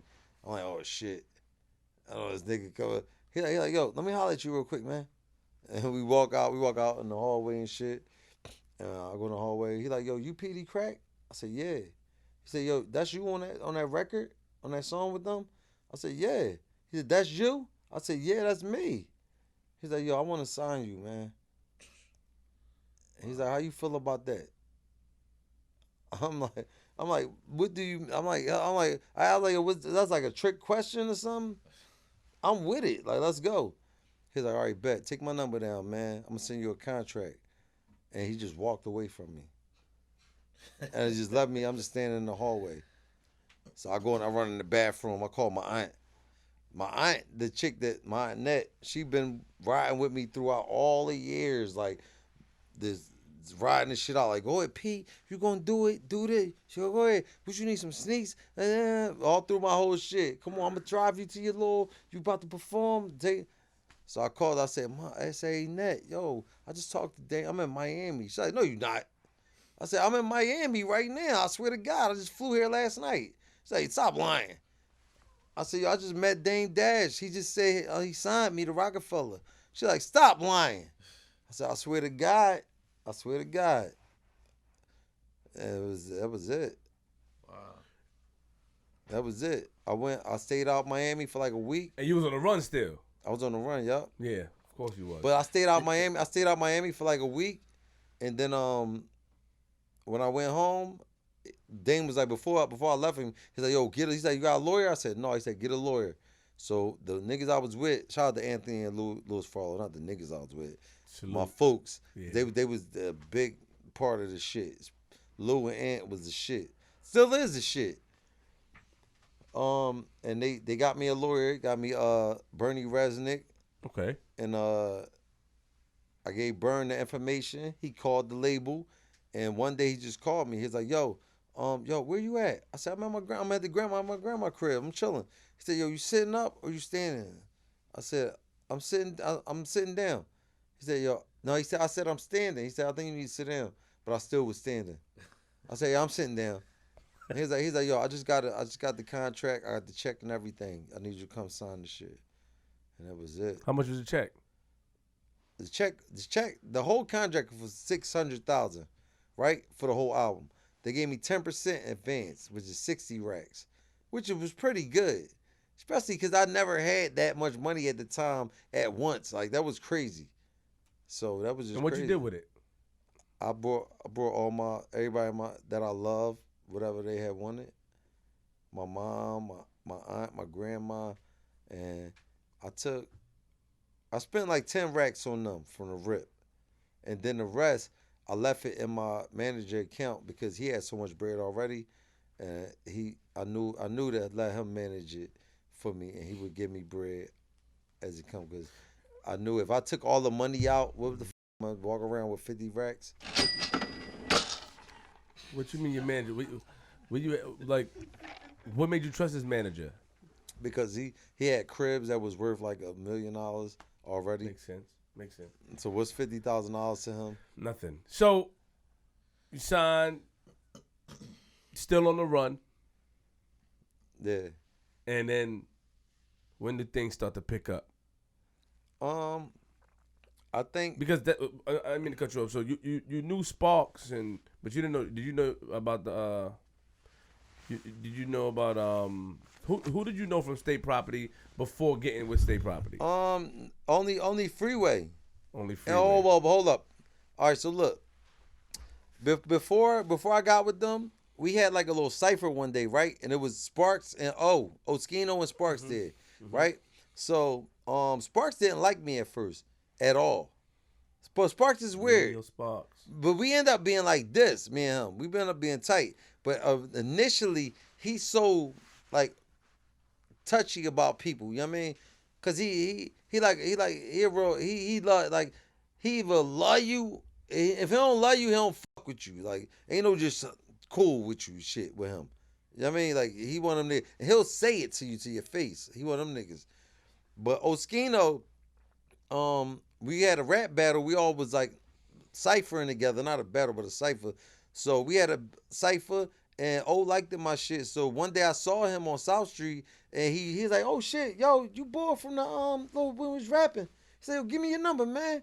And he come through, and he came through the studio. We did a song called "How Many Niggas Gonna Ride for Me." So I'm mad. I can't remember my youngin' name. That was we had somebody else featured on it. I'm sorry that I forgot his name. Damn, I'm sorry about that. But he passed away too. That's why I'm sorry. But I think it was Graham or something, Young Graham, I believe, man. I'm sorry if I got it f***ed up. But we had him featured on it, but he got killed. So now it was me and O on the track, and we need another verse, so we went and got Sparks on it, and that's how it started. I mean, they took that song that I did. So initially, from the rip, it was Oscino who I met first from State Property. But I always would see Beans and let him know, spit verses for him and give him CDs and shit like that. So, was he bullshitting at that time?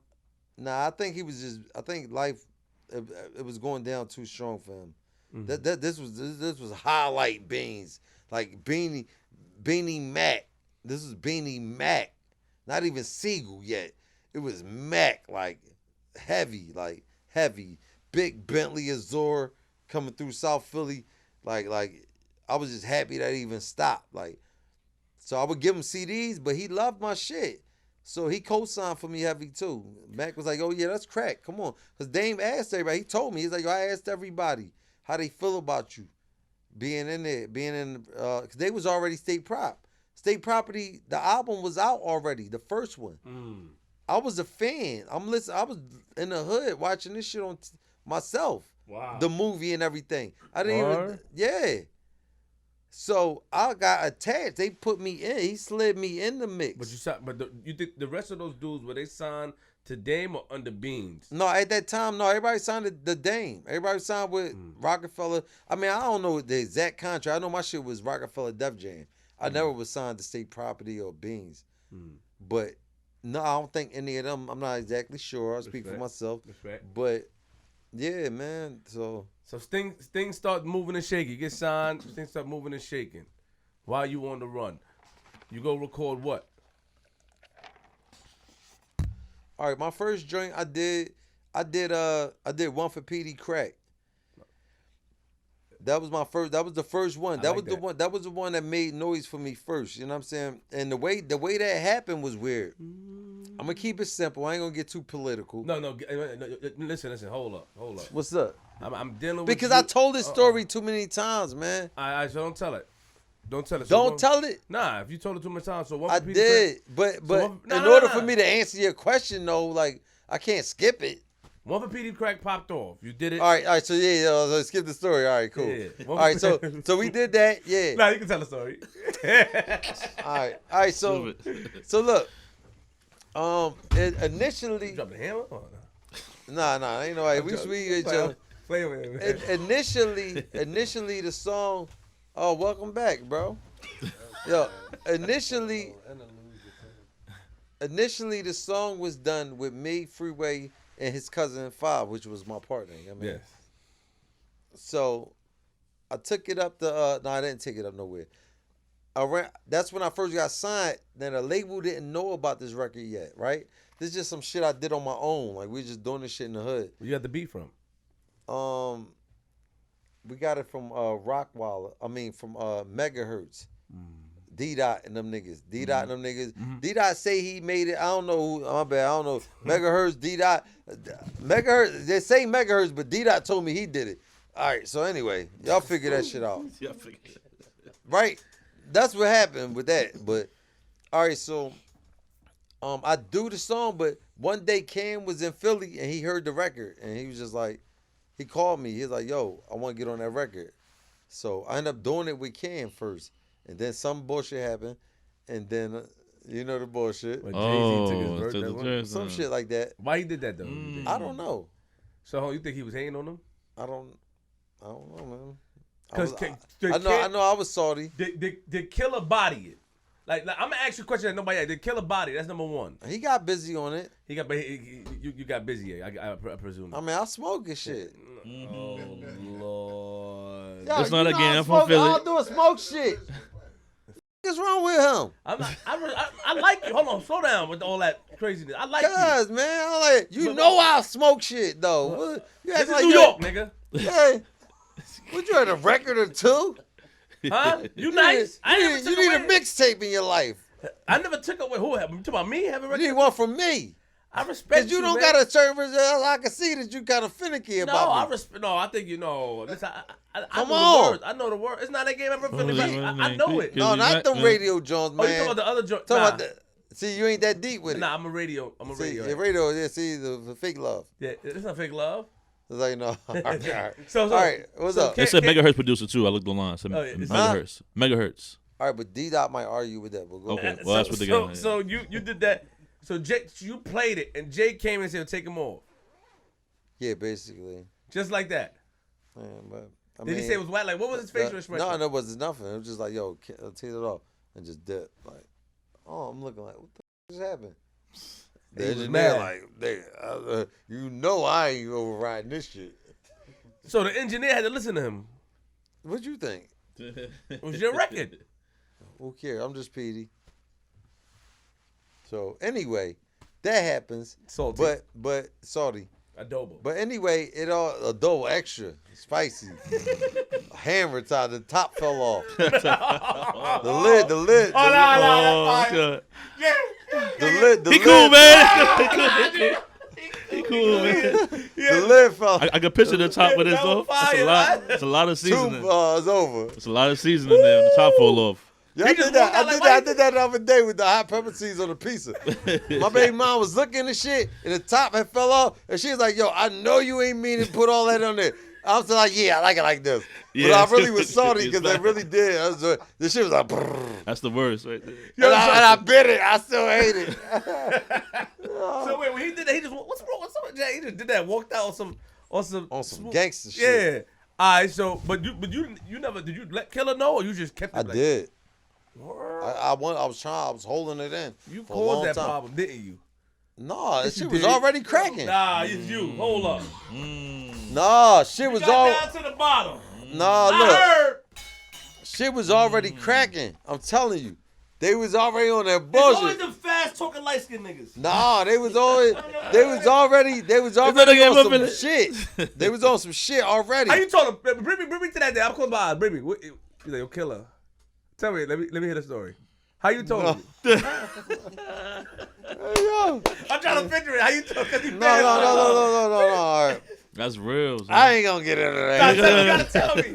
Can't do that. Man. How you told him? No, because I said this shit 100 times already, man. You said how you told him already? Yeah. I told him, because I was trying not to say nothing. But he was being so genuine and heartfelt, I felt like I owed him to the. I was like, damn, I wasn't gonna say nothing. But he was all nice and shit. He like, yo, Crack, man, you ever need anything, man? Yo, come over here with us, man. We got you. We all love you, man. I said, damn, this nigga, heart-wrenching. Nigga was pulling up my heartstrings and shit. How long before you told him though? Right on the spot. No, I'm saying how long did you know from when you knew to when you told him? Like how long? Was it a week, Probably 2 a couple weeks? days. Couple days. Okay. I mean, it just happened like that. Right. I was like, yo, man, listen, man. I was in stew last night, man. Bullshit. What he said? You ever say what Yo, he said? he said, yo, Crack, you know, his response was crazy. He's like, yo, you know what, Crack? Don't even worry about that shit, man. Just do you. I said, word. That nigga humble to the mouth. But you know him, he's so slick. He's so slick. He got some other shit up his sleeve. He's like, yo, you know what? I'm already on some bullshit, so don't even trip. But no, he said, yo, just do you, Crack. He said, yo, make sure you get yourself together, man. Don't even get involved in that. And I respected that. That's man. real. Shout out to Killer. Killer's a solid dude. What? Killer's solid. Fisher. Killer's solid. But the homie solid too, man. Who, Jay? Yes. Yeah, no, I ain't No, because taking- I ain't look, I'm taking gonna that tell from you him. this. Every time I do interviews, people always try to like lean me towards some dirt, like yo. So how was it working with Jay and to be honest, from my recollection and my memories, he did mad dope shit for me. Respect. And the cut, not even shit that you would nobody would see. That's the shit that matter. You know what I'm saying? Like shit that when you holler and they gonna one-on-one, like, yo, bro, I gotta holler at you, man. You're like, what's up? And he busts mad moves for me. You know what I mean? So it'd be nutty for me to be sitting here like, yeah, man. No, this nigga did way super crazy shit. Like I could never even. So when you jumped out the window before, you were just mad. It was just yeah, I was frustrated. I directed all of that energy towards him, but it wasn't even. It was more of me being upset at the whole situation of them, the whole breakup, and just everything just not going the way how I had thought it would go in my head. But I didn't understand business. Like the business has changed. The business is business. You know what I mean? That's the difference. While being okay, but all right, hold on, because he took him over. You told that story already. While being in the faction, while being involved, did you see a change, or you didn't? You thought everything was. I thought everything was smooth selling. Shit. I ain't know. Bleak told me one day. Bleak, I ain't know. Bleak, one day he's just like, yo, you tighten up, man. You know shit about to get goofy. I said, what you talking about? Like, shit's looking smooth. We out here, we chilling. He's like, no, man. Them niggas, this shit about to go down. I'm like, yeah. I ain't take heed. I thought he was tripping. Yeah, the shit was real. Like a month later, niggas like, brr. Shit broke up. Lawyers and shit. The contract void. I'm like, yo, what the f? That's when I slid with Jay, though. I still went with Jay after when they broke up. I still went with Jay. So, luckily that he took me in at the time. You know what I mean? Because I was about, but not even luckily because I had other companies wanting to with me. And that would have been a whole nother check. I ain't getting no other check for staying with Jay. I just felt more comfortable staying with him. But I could have just left because the contract was void. So it ain't like I owed them nothing. Like once they broke up, I could have just dipped and went. I think Atlantic and all them niggas was wanting me. They had a whole nother check. I had 2 songs on the radio. But I stayed with Jay because I was like, because I wanted to always be with Jay. You know what I'm saying? Bring us to the day you found out everything. You probably say you talked about this, but which I don't care. I definitely did. I know you don't give a. Yeah, bring us to the day, that you found out, that it broke up. Where you was at? Nah, you know what? I think they sent Lenny S down to tell us, and I hated that. I'm like, damn, you couldn't have told us yourself. Lenny S come to Philly like yo, y'all. I was like, yo, we should trash him. I told Sparks that. Yo, I love Lenny though, but at the time I was all high and on some bullshit. I was like, yo, we should him up. You think? Like, no. I'm like, yo, I think we should. You wanted to beat up Lenny S because he came and tell you something. I know. No, I was on some bullshit because Lenny the illest nigga. And what the fuck? That go to the old saying, don't kill the fucking messenger, nigga. I'm just trying to break the news. But I don't know. I was on some bullshit. You was mad? I was upset. Yeah, man. I didn't like that. That wasn't cool. Like, come on. They're like, nah, it's over. Niggas is. I'm like, damn, this the fam. Because we was under the. We just assumed like. Under the impression? Because we all, under the impression. Thank you. I'm off the hand. We just felt like it was a family. They always promoted the family vibe. Yeah, I understand. Especially Dame. Dame, yo, we family, man. Yo, Hunt, you see this key right here? It's key to my house, man, Hunt. You take it. You want it? Huh, it's yours. That's a Dame. I'm like, word. Old school Harlem shit. Take it. That nigga, Dame is that old school Harlem talk. They fast talkers, man. Dame an ill talker. Not actually. Just in a figuratory sense. So, like an imaginary house. But so crazy. I gotta get at you now. Now I gotta get at you. Oh. You chose to go with Dame. Hold on, before you get at me though. Stop. You chose to go get me though. This nigga sweats is hella tight. Who, me? Oh, he trying. Oh. That's cool. All right, let's keep it rolling. Nah. That was one. I ain't gonna roast you like that. Let's get it. You look crazy. I ain't gonna roast you. But listen. No, you crazy. You chose to go. Don't hate on the yellow niggas. Don't hate. Appreciate. Don't do it. Because I'm hella flyer than you. Don't do it to yourself. Come on, G's. Yo. Let's keep the interview rolling. You got one pair of fresh sneakers and you think you hella fly to me. Ain't no barricade right here. Don't talk no shit. You got one. It don't have to be a barricade. Because you got your little Yeezys on. You know what I got? You know who you talking to? Hold you know up. who you talking to? You know where you at? got your little sleazies on. Huh? You got your little sleazies on. What are those, man? I hate them. Huh? Nobody bought those. You got the only pair of those because nobody like them. It took you 4 hours to get a matching outfit. They didn't even sell that in the same store. Everything from the same store. No. Yo, I thought you had on shorts with some long johns under them. That's a good one. I thought it. That's a fire. No, I didn't think. I swear to God, I did. Thought that. I thought they were shorts, but they're actually a whole sweat. You talking about the light gray part? Yeah, I thought they were shorts, but I thought the long john part. We don't do that out here, man. But let me tell you something. What's up? Fix your shoelaces too. It's pink. No, I did it on purpose. And your socks is black. Oh, it's actually white. Oh, no. You busting corny shit on you, boy. Nah, let me ask you a question. What's up? I got to get at you. Dame signed you, but you chose to go with Jay. Dame do your little fake party, you said. Dame kind of kicked me to the curb a little bit. Oh. He ain't kick me to the curb, but he ain't talk your language. Aggressive about keeping me, huh? He ain't talk your language either. At all. You must have saw a little interview. Joints, man. Wasn't speaking my language. Nigga was offering me some shit that I was getting already for the show. Me and Free was, at the time, Flipside was out. We was getting that check. And he offered me, he said, yo, how much you want to stay? I said, I need some bread, man. You got to bust me down. And he's like, I got this for you. I'm like, I'm out. I'm holler at you. Took the chain off and all that. That's grimy, huh? Holler at you. Huh? That ain't grimy. Yeah, he signed you, man. You should have went with him, bro. Is that grimy? It's not really grimy, no. You went from a business aspect, but you didn't get another check with Jay, you said. No, but I got the Neo record. That was another check. Ah. That was board checks. The biggest checks, actually. Another big record. Que linda, ma. The que linda, ma was a whole different. Fact. Yeah, we need you. We need you, baby. I'm gonna pour up to. Hey, to me, hey, you should know. Stupid ass song. Thank you. Y'all, I didn't like. Oh. Put some back in the bottle. Nah, look, I didn't like that song at first. Thank you, sweetheart. I didn't. We didn't like. None of us liked it. I swear to God. Now look. The Neo joint? The Neo joint.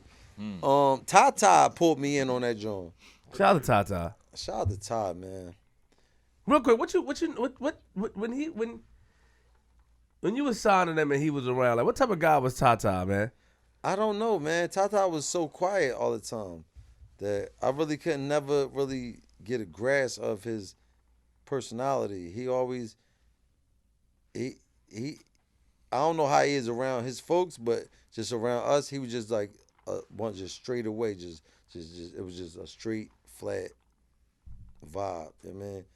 And that's cool because I understand now because sometimes when you're dealing with young artists and shit like that, all of that getting too much in the groove, you know what I mean? Like you gotta let them do them, but not be all dependent on your relationship, like being too locked in with them.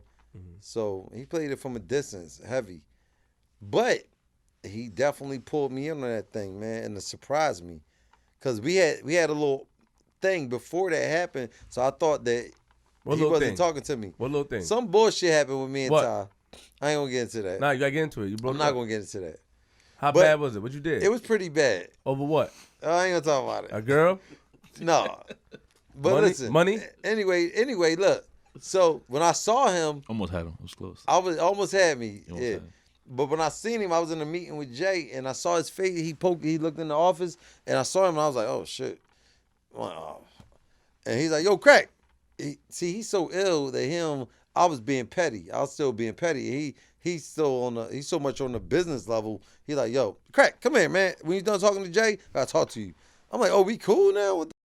All right, so I go in his office. He's like, "Yo, I got a record for you, man. Some new nigga from Vegas." I'm like, "Oh." Nigga named Neo. I'm like, all right. Anyway, I never heard of the nigga. I didn't know it's gonna be one of the illest niggas. So I go in the office with him. He like, come on, I said, yo, I got a record for you. He said he got the record for me. I said, yo, all right, give me the CD days. I said, all right, give me the CD. He's like, no, we gonna do it right now. He's like, come on. It was snowing outside. He grabbed his coat. We walked like 8 blocks to the studio. From Universal. Did y'all talk about that situation you had? Did y'all talk about it? Never spoke on it again. And who was the wrong one in the situation? I was. Respect. Definitely. But it wasn't between me and him. It was him coming in on some shit that I did with somebody else, and he chimed in like yo, that wasn't cool. Got it. And I was wrong. You know what I mean? I was some bullshit. Did you get mad at him and tell him mind his business? Huh? Did you try to tell him mind his business? Well, at the time. Nah, I know that's whole folks, and at the time it's like, yo, Crack, don't even do it. Oh man, right there, I love that dude right there. Wow, So all right, Incredible Hulk. So the split happened, but my thing is this too. They brought you into the state property thing, all that stuff happened. The split happened, and the ES came to Philly. When y'all, because you sort of was put in a situation. When state property was at its height or whatever situation you came in, who was really around each other? Y'all all wasn't around each other all the time. Nah. Who's around each other? You cool? Yeah, I'm all right. The air. All right, the corona. You look like one of them. Nah, I ain't gonna do it. Yeah, don't get all that. Yeah, they be on your ass. Say some crazy shit. Yeah, ball me. And shut your shit down. I'll say some shit. I was me and Sparks was together a lot. Me and Emilio Sparks. Shout out to Sparks. Sparks was real instrumental in my situation because out of everybody else in the group, none of the rest of the group members was really hands on with me. Me and him, I don't know, we just locked in, maybe because of certain reasons, but we locked in. What's the reasons? We used to be on some. That's old shit. We used to be on some Incredible other shit. old shit. Some what? Me and him both. We both like to drink. We both like to get tore up. So we was like turn up partners, like getting fucked up together. Everybody else ain't get fucked up like we did. You know what I mean? So we used to get on. So anyway, with the girls too, turning up. Yeah, all that. Yeah. What else you want to know, man? Nah, I'm just saying, yeah. That turned up. That's your turn up partner. Yo, come on, man. 4th time, bro. Put it on silent, man. That was second. It's the 4th. No, all right, got you. All right, what else? What's going on? Nah, don't try to rush me through. I sat here and let you tell your. I've been here for 2 hours, mother. Yeah, exactly. Like, So nah. So you hung out with him, but nobody else was. You know, Beans was minding his business, doing what he's doing. So when did y'all usually come together? When it was studio time? No, what I'm peeping? Yo, you getting like a real in-depth life story. Like right now, nigga about to finna have a documentary on a nigga. Yo, this borderline documentary material going on, G's. Come on, Chief. So nah. What's up? So it was you and O'Milly, really? Yeah. They only came together when it was time to work. Oh yeah, we was always tight. We was good. Me and Sparks. Not talking about everybody else. When everybody else. Oh yeah, everybody else. Yeah, when it came time to work. Yeah, because you know the young guns at the time they was young. You know what I'm saying? Of course, young guns. Mm-hmm.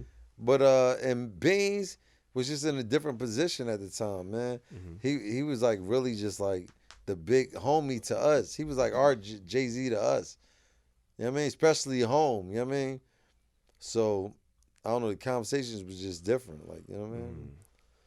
But we was just working. All I cared about was just making my mark. You know what I'm saying? I was just trying to make a mark and trying to make sure that niggas knew who I was. Like, you know what I mean? Because for a long time, people don't see this part, but for a long time,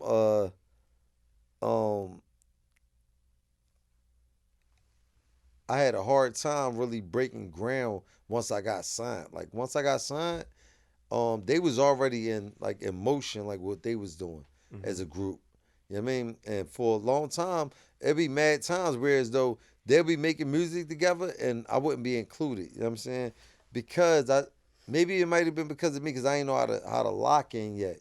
You know what I mean? But then I found how to lock in. I started finding little niches.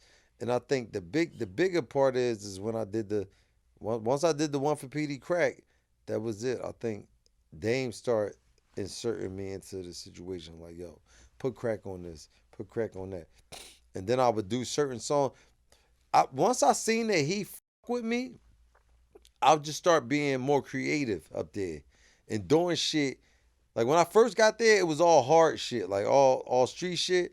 But then when I seen that how hard he fuck with me, I started doing joints like Brand New Start and just fun joints. And I seen he liked them, and I just started just flexing all type of just Petey Crack shit.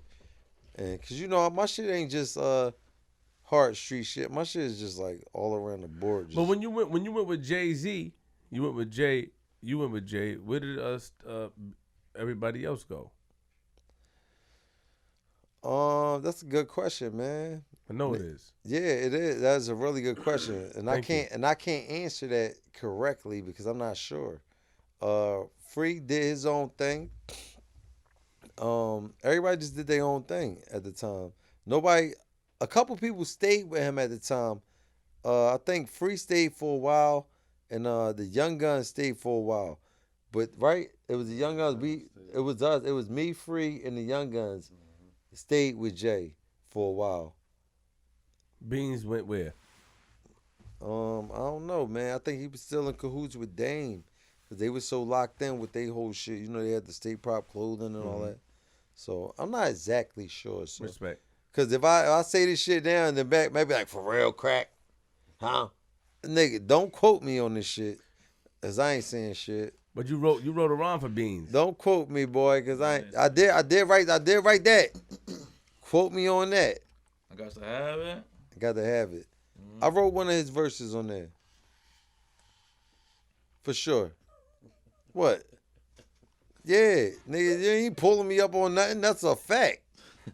I ain't trying to pull you up on nothing. I'm trying. Facts. Ain't this New York? Facts, though. So you wrote a rhyme for him. Yeah, got to have it. Who else you wrote for? Huh? Who else you wrote for? Who else I wrote for? That's a good question. We know, that's why we ask. I ain't gonna disclose no more of my secrets. Why not? Because, man, that's what the ghost writing is about. Ghosts. Respect. You do it, you get going. What? Now let me ask you a question. Do you think that, real quick, by going with Jay-Z, that sort of put you in a rift with the others as well? Because some, Nah, I don't think personally with the squad. No, I don't think that affected that. Respect. I don't think so. I don't. Cause you know what? Cause at that point, the brotherhood, not to sound corny, but the way we was locked in from being with each other for so long and making so much music together and touring and all that we would all just be wanting the best for each other at that time. For real. I know I did. I know I cared about where the Young Guns was at, you know what I'm saying? That's right.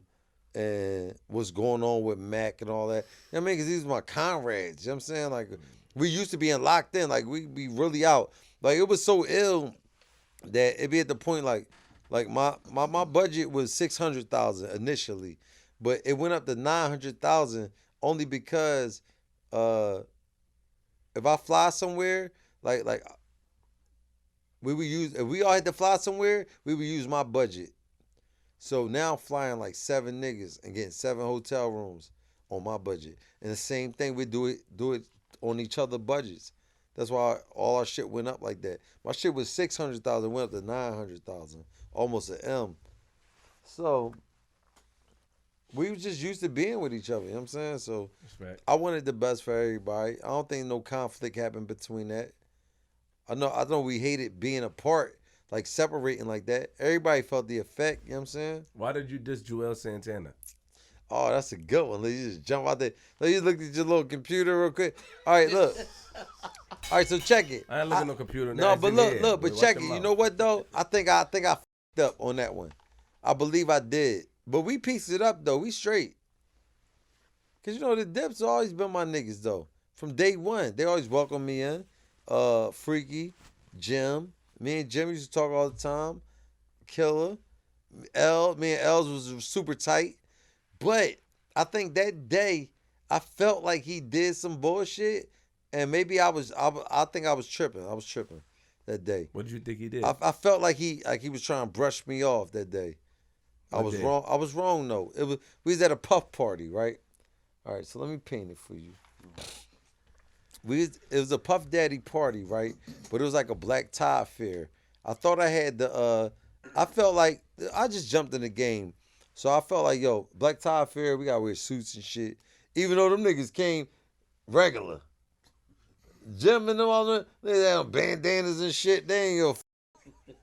I'm there. I got a tux on in this bitch. Anyway, I see Jules and we go to Shake 5. And know what it is? Because our previous relationship before I saw him that night, we always been like real tight. Like, yo, what's up, bro? Hug.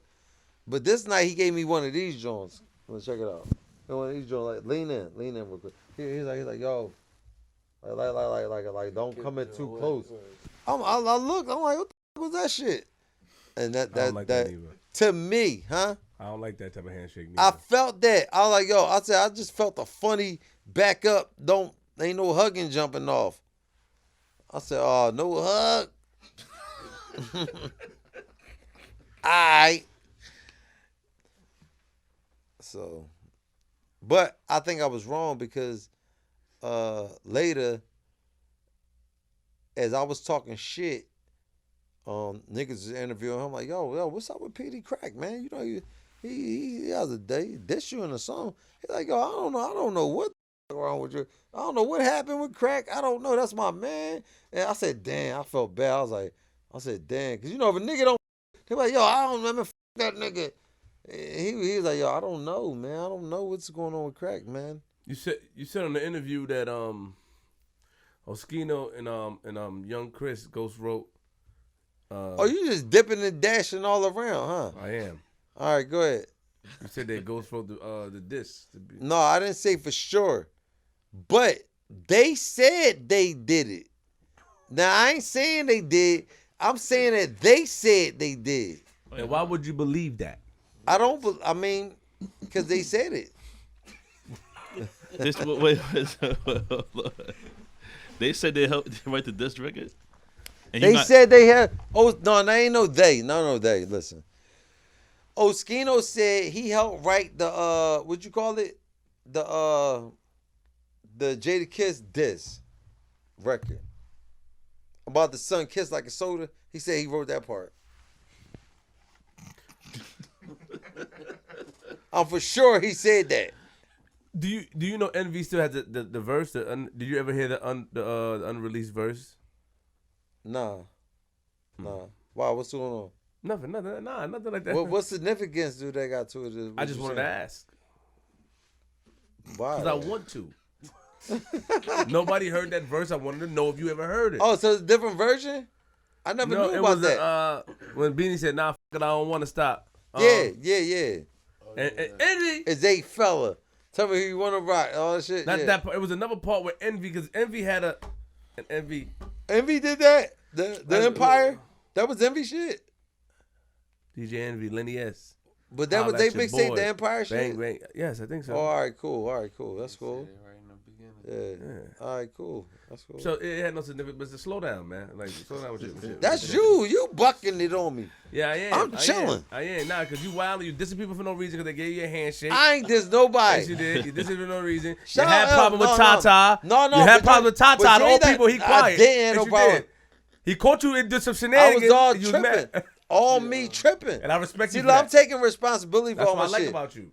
The Tata shit, I was bugging. All right, I did some nut shit. All right, Just say what you cool. did a little bit. Nah. Yo, the Jewel shit, I was bugging. Man. I was tripped out. But dope. We saw each other. Me, his brother, everybody was in the strip club. We straight. We pieced it up. All goody. Can I ask you a question? What's up? You keep it 100, right? Yeah. I want you to be honest. Like, what was the drug choice in those times? The drug of choice. Oh shit. And I want to, because you grew, so you wouldn't mind. Yeah, I don't mind. You can ask me anything you want. I just asked you. All right, cool. You about to elaborate. I'm about to answer you. All right, so we definitely was smoking the little my man called it the funny cigarettes. But we were smoking the Wiggles. But you know what? What is Wiggles? It's PCP. What made you get into that though, Petey? Ocho sound like what? You know what? Honestly, before, but see now to us, it turned to like some crack type looking shit. Now we see niggas smoking wet, it's like you like a crackhead to us. But when it first hit the hood, it was like it was kind of fashionable. It was like a designer, like you know, like E-pills hit or anything that's like some new shit that's dope. We didn't know that shit was gonna turn niggas into like zombies and shit. So it was fashionable. It was like, yo, we smoke wet. Is the wet out? I live in North Philly, so North Philly was like the wet capital. You know what I mean? Like North Philly, every block had wet. So it wasn't just it wasn't like dusty niggas smoking wet. The fly niggas was smoking wet. Like I mean, like it was a step up. But then it turned into some, as it grew on, niggas started dipping in cigarettes and smoking sherms and shit. Niggas spaced out. Now it turned to some zombie shit. And now it's like it's not as attractive as. But what did it do? What did it do? What did it do for your body as a user at the time? With me, it really made me not give a lot. But you know what though? Musically, yo, chill out, Petey. Don't say it. I'm telling you, musically, it had me somewhere else. Like I was writing all of them. I ain't gonna lie to you, man. A lot of them joints I wrote was off the Wiggles, man. Yo, Petey, Yo, I'm telling you, Flip Side was off the Wiggles. The with these triple OGs. Tell that hoe the Tootsie roll on a pole. I'm trying to squeeze with ease. Then breeze. I ain't Hove, I just know what I know. I'm talking old Spark 5, ride for $1 bill. Famous up in Hollywood, high in them Cali hills. I can't deny how the mommies feel. That little roll, wiggles. Shusky Baluski? What? What's that? That's the same thing? What? Shusky Baluski? Oh, man, in the background. Oh, no. That was my little alter ego back then. I tell niggas like, yo, where's Shusky at? Oh, yo, he died, man. He did, though. He died when I stopped smoking the Wiggles. That's all that was. That was just the Magnum Brown, Shusky Baluski. That was just me off the Wiggles. So once I stopped smoking, it was just and that was the only drug you used, yes? Yeah. What made you stop? I got locked up for like 2 years, and you know what? I'm gonna keep it real with you. I knew this girl, no bullshit. This is exactly how I felt about it. I knew this girl named Yasmin. She was my little chick at the time, and she used to smoke hella cigarettes when I was younger, before I even smoked at all. And I'm looking at, she was pretty. I'm like, yo, why you smoke so many cigarettes? And she was like, cause this is my best friend. And I'm like, for real? And I looked at her, but the way how she acted, she always had her cigarettes in her hand. They was really her best friend. So I seen her years later, and she got older and shit, and she ain't smoke no more. I was like, yo, you quit? She said, yeah, I don't smoke no more. I said, how you quit? She said, I asked God to help me, and I just quit. I said, damn, for real? She said, yeah.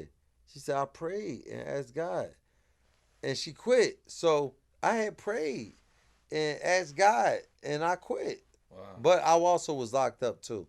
I was locked up for 2 years. But I was locked up. But no, look, listen. Yeah. But listen. When I came home, I tried to smoke again, and I felt weird as because my body was right different. For a long time. So I felt so weird, and it was just like bad, and I felt uncomfortable, and I never smoked again. That was it.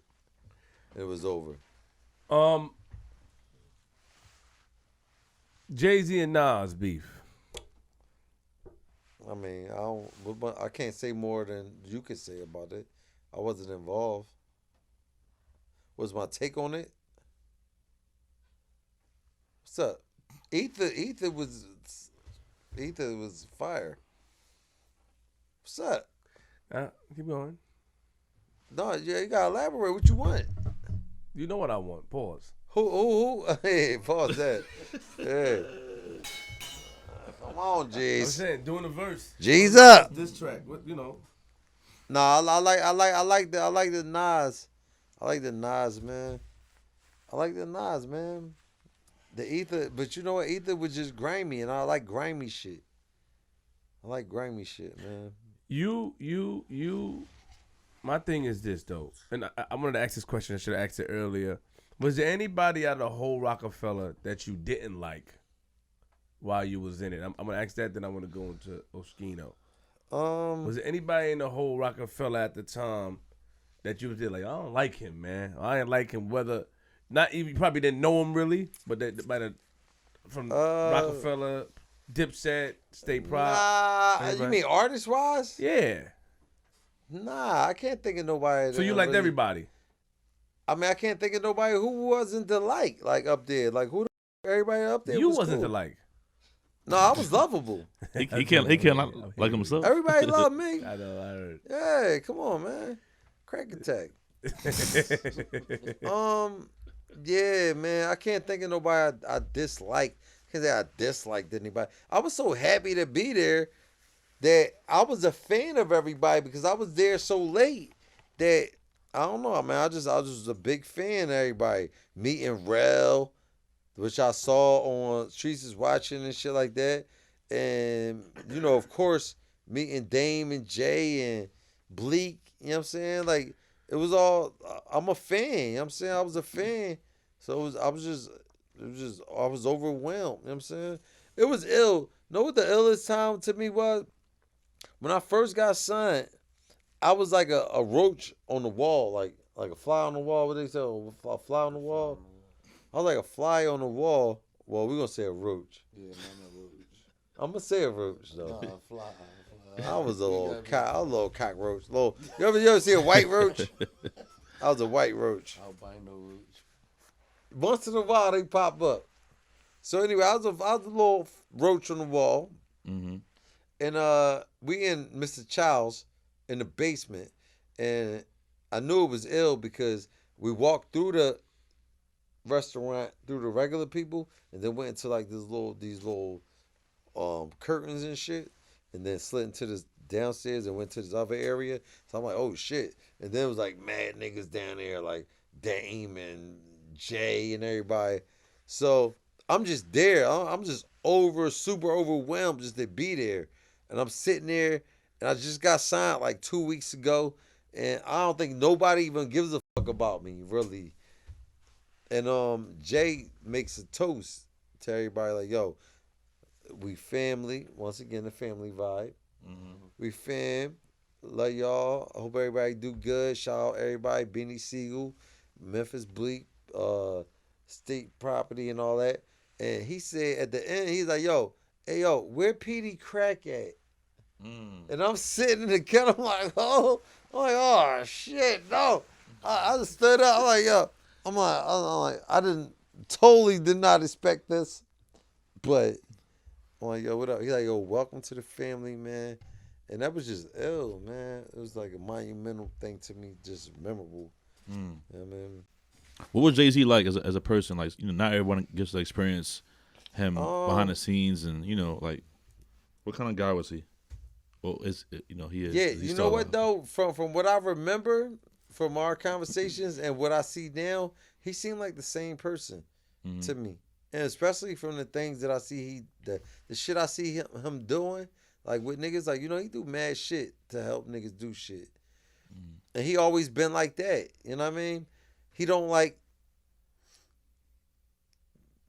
talking about shit and like doing shit to brag about it. You know what I'm saying? Right. But I don't know. He a great. He like a real good listener. You know what I mean? And I don't know, man. I can't say nothing bad about him, to be honest with you. Cause I had mad times that it'd be shit that I was going through that he ain't had to do nothing. You know what I mean? Like one time niggas tried to do a home invasion in my house, but I almost killed all them niggas. But I thank God I didn't though, but I could have though. Right. But niggas tried to run in my crib, but they couldn't get in. But my crib was set up where as though I could look down the step. So I saw them niggas through, like, I could see them like through my mailbox. I could see them standing there. I could have just shot the door up. I had two guns right here. I could have just banged it. Only reason I didn't shoot the door up is because I thought it was the police. And I didn't want to shoot the cops because, it would have been a rap. Mm-hmm. But if I didn't think that, I'd have flamed them. I'd have flamed them niggas. But I told Jay, I was like, yo, niggas just tried to break in my house last night. I was about to kill these niggas. I could have killed them niggas because also once they left, when I hit the light switch and they left, I ran to the front of the house and looked out the window, and they still was getting in the car. I could have lit them, but I was like, damn, if I light them, they're gonna f the crib up, and I got a dip and all that, and it'll be stinking, and shit gonna be in front of my house. Like, I mean, like, so. But I told Jay, I was like, yo, niggas try to run in my house, and he heard me out the whole time. I had my managers with me in the meeting, and I told him, I said, yo, I told you about something, and he was so ill. He's like, yo, he told him, he's like, yo, no disrespect, can y'all excuse me and Crack for a second? Told them niggas to slide out, and that was ill. And I ain't take no disrespect to it. I took more of love from it, like, yo, I appreciate that you give me like a one-on-one. And I told him the whole story, and I took a long time. I told him in detail. Shit took a minute. And he just sat there and listened to the whole shit. And after I was done telling the story, he flew me out. He flew me out he actually got me a apartment out in Miami. And I was out there for like 2 months in Miami. And I ain't had to stay home because I told him niggas try to run in the house. They think I got money in the house. They see the rock chain. I ain't got no bread like that. we got a couple of dollars, but it wasn't. Niggas think the M's is in there. Jay got the M's. I'm in South Philly, so I got the dip. You know what I'm saying, so it's really hard to say anything bad about him at all. You know what I mean? I'm about to take it left again. How did you feel after you heard that Neef was telling? No, now that's a different situation, and I don't feel like if you knew the details of the situation, but we don't know the details of the situation, so we ain't gonna talk on that. Cause that's some legal shit. You know what I'm saying? So if you ain't got the paperwork right here, we ain't gonna get in that. I mean, paperwork is online. You know, I'm looking at it, but you don't want to talk about it. Yeah, because I disagree. I mean, You disagree what a snitch is, or you disagree that he actually snitched? It's a difference from corroborating what they already know than from what if a nigga don't know nothing and you like, yo, to save your ass, all right, fuck it. This what happened. No, but they telling you what happened. Like, nigga, we got you on camera already. So just keep it real. You gonna argue with it? Like, all right, that happened. And then it's on paperwork, like, yo, he telling. No, that's what happened. I see what you're saying. Okay. You know what I'm saying? I see. Or else, if it was like, yo, they don't know shit, but they only got you, you're like, all right, it, man. Yo, yo, he came in, man, and he gave me this and that, and that's it. Now you telling. Ro ain't had shit to do with this shit until you told him. But they know, they already knew. They're like, so anyway, I ain't getting into that. Even though I just got into it with you. But that's how I feel about it. That didn't change your whole view on him, but when you first heard never changed my view on him at all. At all. I still had the same respect for him. Period. Oscino, you know, he last when I was doing my research on you, because I just go by what I know, that you was a loud, fast rapping guy and light skinned and probably try to take niggas' girls down. Oh. That was my whole look on you. That's how I looked at you. Who, me? Yeah. You know what I'm saying? It's different now, though, ain't it? Huh? It's different now. Well, I don't know if you try to take niggas' girls out, but you still crazy, rap fast, and, you know, light skin. Yeah, but you ain't with taking no niggas' girls. I ain't with that. You don't take people's girls? No. Nobody knows. Not your friends' girls, but you. Nobody know. So, Oscino, you know, when I was doing my interview, I saw that, you know, he was very passionate about beans and stuff, 105 and different things, and you would sit there and just, you know, you still would stick to your guns, and I like that about you. You know, you still stick to your opinion. I know we should let him tell his story, but what do you think the problem was with him? Your opinion? Honestly, man, to be honest with you, I ain't even gonna speak on that situation with him. Okay. I wanted you to get out what you wanted to say, but to be honest with you, that's so touchy. I ain't even gonna say nothing on that, man. Just leave that where it's at, man. And I wish him the best. Cause you and him kind of. Last time I saw you said you and him don't really. I wish him the best, man. I truly do, though. I always love. I got love for him. Always did. We was tight. Still got love for him. I ain't even gonna trip. But let me ask you one last question about that. Because even though you try to brush me off, I go. Nah, because that's I respect touchy. it, but I respect it. I respect it. But let me ask one last question. Did you, in the height when he was expressing to you how he felt, were you in agreement? Like, yeah, I understand. I feel you. I ain't gonna go back and do that. No. I wasn't. All right, then I wasn't. And he understood that. He was like, all right, cool. That's how you feel. That's how you feel. And it was dope because we was able to just still coincide, not agreeing, but still be like, all right, cool. Agree to disagree. Respecting each other as a man. Yeah. Like, you know what I mean? So, because the situation is involving people that we both got or had love for. You know what I'm saying? Like, I don't know how he feel, but it was the squad. So that is something like, come on, man. Like, and at the end of the day, you're a businessman. I felt like it was something that he would get over. Like, oh, it'll be all right soon or later, but it wasn't. So that's how I always felt. I always felt like, yo, it'll be over this. We'll be all right. That's why I still was just like, we still do shit together. But at the while, I was like, yo, he's serious about this shit. So Does it And I bother respect- you, or you just respect it? It don't bother me because I got my own business to attend to, so I'm not tripping about that. That's not my business. I gotta be Peedi Crack. That's state property or whatever, but I'm still crack though. I'm over here on the crack side. Always been. Crack attack. Everybody know it. It's Petey. It ain't the little light skinned nigga from state property. That's Petey Crack right there. Nah, we respect you. Respect. All right. Somebody asked. Hold on, G. Yeah. So somebody asked, if you and Lala are blood cousins. A fan asked that. Yo, they online. All right, so yo, that's funny they said that. That's actually is my cousin. Really? How? Yup. Huh? How? Through my dad's side. My dad Puerto Rican, and his sister is, I guess, her mom's some bullshit like Did that. y'all see each other at a family event? How you found out? She found me out because one of our aunts had made it known, like, yo, you know that's Petey, you know that's Willie's son, and from there she's like, yo, Willie, your dad, yeah, that's my uncle, and that was it. You saw her on Power?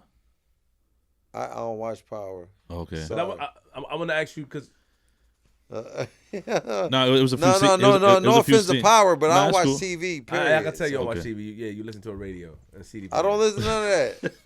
I listen to me. This But is- I'm gonna get the G. But because I wrote something, I'd like to get to the fans joint. There's a couple of questions the fan asked. He said, one, this guy is the last. Did young Chris really smash Riri? I have no acknowledgement of that. Do anybody from State Property own their publishing from any of their songs they did on Def Jam? Own publishing? Mm-hmm. I own my publishing. Respect. What happened to Emil? I have no idea. I know. I suppose. That was before I even got there. Okay. And my last question, do he remember Choke No Joke and what happened to Big Face Gary? Yeah, yo, that's a good one. That last one was good. I do remember Choke No Joke. I respect Choke No Joke. He got his own views on shit, but I just respect somebody that stand for what they believe in, and I just got respect for Choke. You know what I'm saying? I just do. He stick to his guns, but Big Face Gary, I have not seen Big Face Gary. I do remember Big Face Gary, but I have not seen him in years. But Big Face Gary was an ill nigga. He was a dope situation for us. What, Big Face here? Where he at? No. Where Big Face at? Look at what other people. Huh? oh man. Wait, who's Big Face? Nah, she looked at me too. Send me that. No, I'm saying. What? No, what? All right, go ahead. What, say some shit?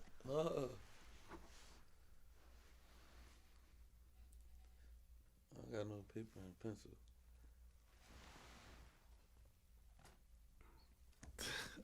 I ain't never seen you laugh like this before. What happened, Michelle? What's up? Yeah. All right. Come on, man. What y'all doing, man? My bad. No, that's Ro. That's Ro. Give Bro, me what's some. up, bro? Bro. You gonna do that to me, bro? Like, really? I just showed you love. No, but what was you doing before In that, the middle though? of the joint, while you was talking, I was reading and talk about certain stuff. All right, but no, let me say something, though, real quick. Yo, shout out my man Prince. One way. I ain't going to say one of them. He's like the illest fucking bike rider in Philly. He been booked for years. How long he been booked now? 5 years. 5 years now. I don't know exactly what happened, but he been down. But I know when I think about the situation, I think about him sitting in there because I know his passion is to ride bikes. You know what I'm saying? And for him to be locked in a cage like that, I know it's killing him. But we talked to him the other day. He's just an ill nigga. And they ain't been showing the love like they supposed to him. But it's all good. But he an ill nigga. He need his credit. So shout out. Who's supposed to show him love? No, The city. The city, because you know our city is like some bike. We been on some bike shit. That's facts. But I don't never see his name popping up where it's supposed to be at. So you know what I'm saying? Shout out Prince. Two-stroke Prince. Two-stroke Prince. Salute to them. Two-stroke Prince. Two-stroke. Yeah, What's that? two-stroke No, Prince. Google that. Google that. It's Nah, real just shit. laugh, the name sound like. No, but if you Google it, you're gonna see how ill he is, though. All right, so anyway, Yeah. Shout free him. Shout out to him. And Big Face Gary. Big Face, yeah. I don't know who that is. I just saw You don't know who that is? No. Oh, he was ill. Cause you look Yo, around like, oh, he here? hold on. Check it out. Let me Look, 'cause tell you you laughing and something. Michelle Yo, laughed, yo, so. let me tell you something about Big Face Gary. He knew how I felt about Old Dirty Bastard, right? He knew I was a big Old Dirty Bastard, my second favorite rapper in the world. Who's Nah, the first? Biggie. Big, then Old Dirty. Mm. All right. When he passed, Big Face Gary knew everything that was going on. He's like, because Old Dirty was signed to Rockefeller before he passed. Mm-hmm. So Big Face called me like, yo, what you doing, Crack? I just happened to be in New York that day. And he's like, yo, I'm about to come get you, man. I'm Old Dirty Bastard, his funeral today. I'm going to take you there. I know you love him. I said, word. He came and got me, slid me straight to the funeral. And it was just dope. I went there. I saw him. I went up to the casket and all that. That was just ill to me, though. Did you meet him prior to that? I did. Okay. We did a song together. Right. When you hear that. So, and I saw his son. I saw his son not too long ago too. And I expressed my love to his son. You know what I mean? Right. I did see two-stroke Prince. Yeah, he's doing bikes. Yeah. Yeah. Yo, so after the whole the whole Jay-Z situation, after you guys, the records is out, you out, Flip Side is out, Drunk with Neo is out, everything's moving and shaking. The split comes. What happens between then and now with Petey? You know what I'm saying? Like in between that time, what happens with you? What's going on? That's a little wide range question. Very wide, but it's fire. Put some respect on my man name. You know what? Honestly, to be honest, I kind of prepare myself for that question. To be honest with you, I think that I needed a break from everything anyway. You said earlier the game was changed at the same time too. At that time, the game was changed a little bit. Too. So it did, but to be honest with you, initially what I had expected, like just what I expected from gratification from the game, I wasn't getting that. Right. Like the money was coming and everything was moving smooth, like with business, but just personally, I just wasn't happy. You know what I'm saying? Like I found myself missing being back home with my family. You know what I'm saying? I did, cause it took a lot. Like it took a lot. Like we was on a run for like 4 or 5 years, like on the go. My son was just born. Right. I wasn't home. I wanted to see him. I was missing my grandma, my mom, and all everybody that I was used to being around. So it took a lot, man. So once that happened, I kind of had the opportunity to chill for a minute. You know what I mean? And since we got the name and the notoriety and all that, I kind of just wanted to chill. Like I just chilled out and just trying to just analyze the game, just see what I wanted to do, see what direction I wanted to take it in. You know what I mean? And the transition was different. Right. So. But how do you chill, like being this big name that you worked hard to be, like, how do you just kind of? It was hard. It's hard because niggas be like, yo, Crack. Right. You in the market. Right, exactly. So you can't do normal things anymore. You can't just hang out in the hood no more. You can't hang out in Philly. I still do, though.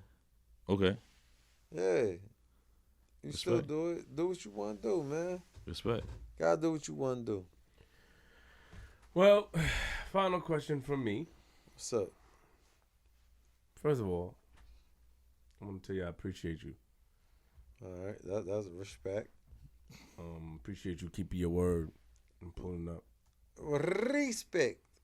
I have a question though, and I'm happy that my man, shout out to my man G Money, because this question was similar to what I wanted to ask. Why does North Philly, Pardon me. Silly. Pardon me. What you say? Said silly. Hold on. Oh, what you say? Huh?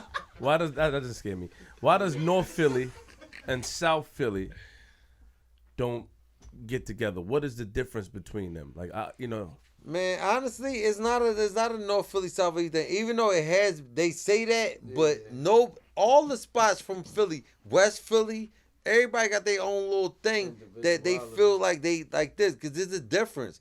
See, you'll look at it like, yo, we all from Philly, but once we in Philly, now it do break down, because he from Southwest. No, I'm from North. I live in Southwest. But he kind of like a Southwest nigga now. Yeah, but All right, he been there for years. All right, but I no. All right, no. I'm sorry, bro. My bad. No disrespect. yeah, no disrespect from me neither. You have But I'm from North. All right. So Beans and them from South. We all from Philly, but the vibe do change. Yeah. It's a different vibe. It is. Cause I'm from North and we act a certain way, and then I get around some South Philly niggas and I watch how they talk to each other, and I'll be like, yo, this is a whole different. Like, I would never talk to my man like that. Like we be rumbling right now. I don't know where, but they might say the same shit about us. Like yo, them North Philly niggas on some other shit. It's individuality. So it is a difference. It's a difference, yeah. For sure. But when Philly go outside, everybody is together. No. No, neither. No. You know what? No, it ain't no. Like say the AC show coming up. Oh yeah. It ain't like we they- Philly, we all Philly out AC. Yeah. Because, like, as an example, when Cassidy battled Oscino, Right. You saw Gilly on the side with Cassidy, even though there was He speculation. like he's trying to get out of there too. Right? He like trying to dip. Yeah, Like a chip. I don't know. Like with I your mean, mother. No, he was Yeah. supposed to, though. He Yeah. was supposed to rock Yeah. with the city, but He like he's trying shit ain't like turned Kyle out- gotta take me away. Shit ain't turned out like it was. It's like he's supposed trying to but- dip like a chip. Let me ask you a question. How do you feel about the battle rappers in Philly, like Reed Dollars and Honestly, man, I don't even be on no battle rap shit. really? I don't. I don't be. I'm not that. I ain't into that. But you heard of Reed before. That's my man. Oh, okay. I love the niggas, but I'm just saying, I don't be I love it following too. shit. Got you. Like I don't know the latest, I but got you. it's very entertaining. But it's just not my Not thing. your thing. Yeah. Got it. All right, man. How you feel about Philly now musically? Like the Philly Oh, artists? yeah, ooh.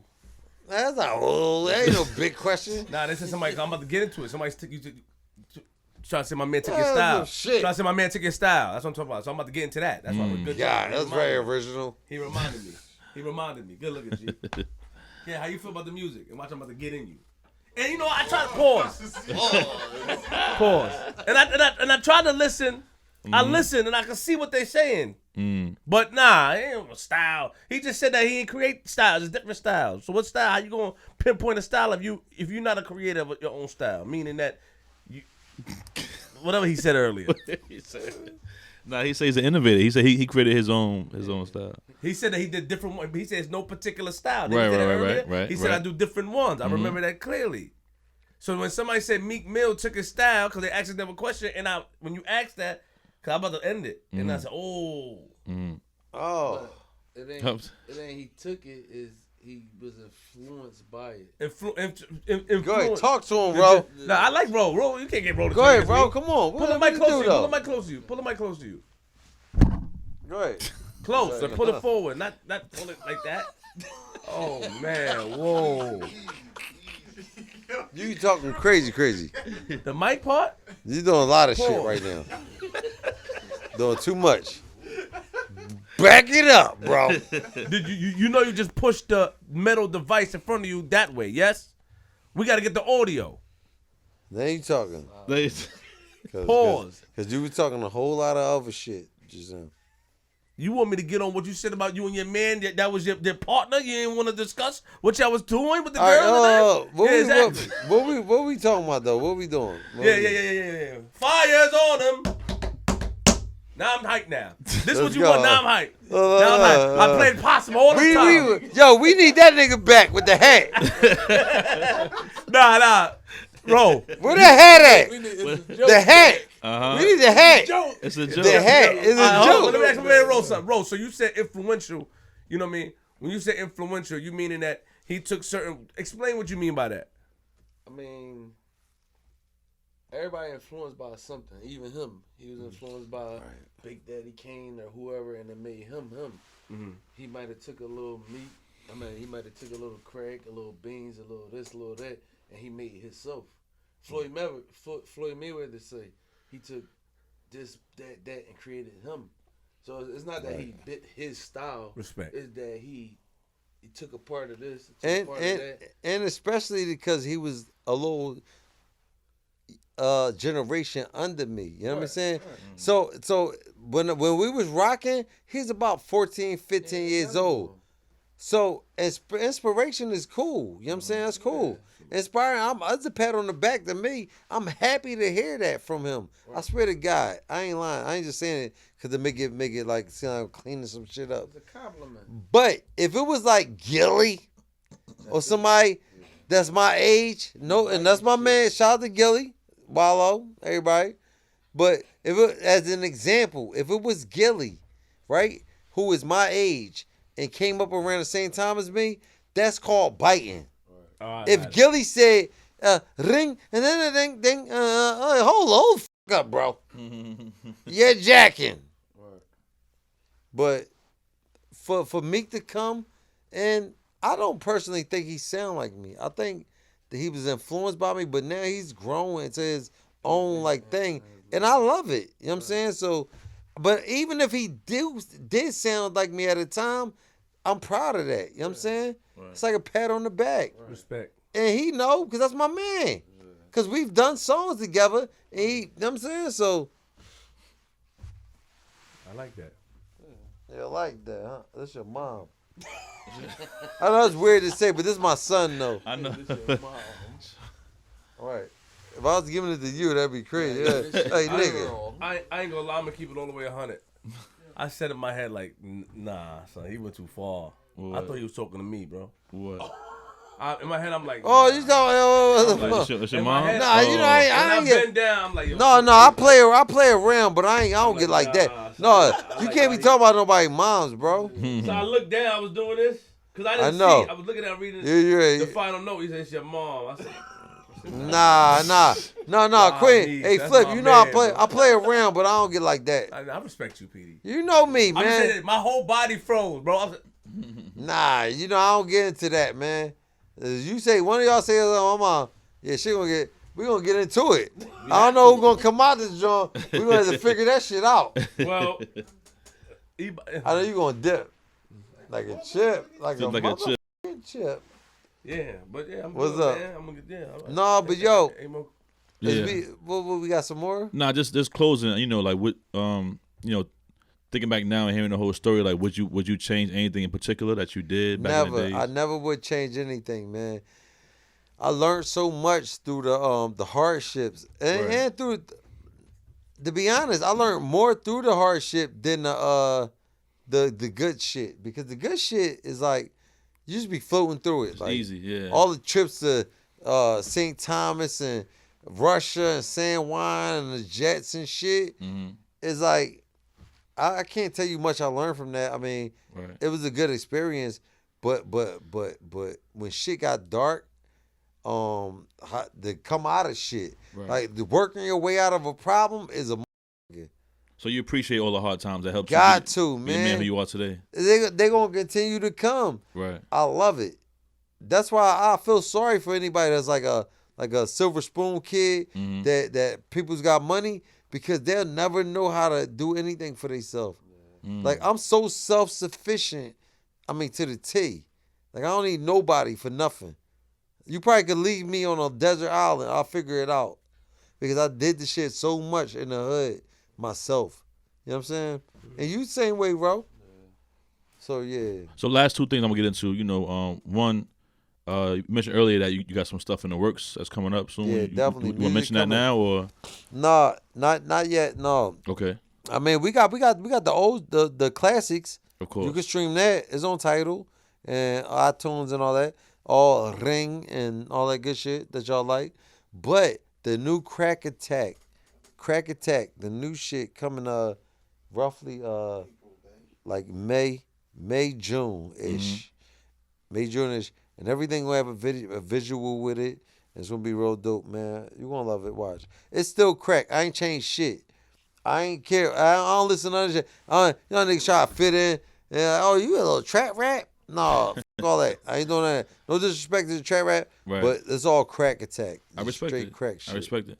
And then lastly, we spoke off camera earlier about this lovely young lady you posting your page that I have to bring up. You know what I'm saying? I've seen so much joy and so much good energy off that on the Instagram page. So you want to speak on that? Yeah, Zayel, man, Zayel. You know my name Pedro Zayez, so I thought it'd be dope if I named her with the Z. So her name's Zayel Zayez. So 2 Z's. And another reason why I did that was because all through my life when I was in school, the letter Z, they should be in alphabetical order and shit. So I was always last, and my name always was separated from a lot of people. Like it was always in a certain little area, like Zayez, like Z. So I kept it ZZ, like Zayel Zayez. It's my baby. That's my 5th child. So 4 boys. 4 boys, 1 girl. So I mean, Proud dad. Proud dad, man. Love her to death. You already know it. Real quick, is there anything? Shout out to these bows. Doing them. Salmonella. Is Is there anything we didn't touch on that you heard? Is there anything we didn't touch on that you want to speak about before we close out? Anything we didn't mention or anything you want to? I mean, I might have said this already, but this nigga Flip got on the tightest sweats I ever seen in my mother life. Look, I swear, I thought the top was the top baggy, but the bottom part, the when they get around the calves, shit get a little tight. Take a flick of that shit. Look, that shit get hella tight around the calves. I thought it was long johns. Oh I was like, yo, God! I thought it was shorts and the long john area on the bottom. I thought that's how he was rocking on the wintertime. It's still chilly. What was this, for February? Yeah, he on some shit. Get that. Yeah, zoom in. Yeah, says it. Nothing. Casey try to act like your shit ain't happen. Yeah, nigga. I'm out. Yo. you go. Hold on. We got to sign out. Stay right there. So you got to sign out, man. No rebuttal. No. You good? No, don't try it. Don't even do it. Rebuttal. Don't do it. No rebuttal. Don't do it. We'll be here forever. Leave it alone. You cannot rebuttal. Let me roll with it. I hate your jeans. Niggas your regular jeans. Exactly. Leave. I'm out of here, man. I'm not gonna tolerate it. You started with me.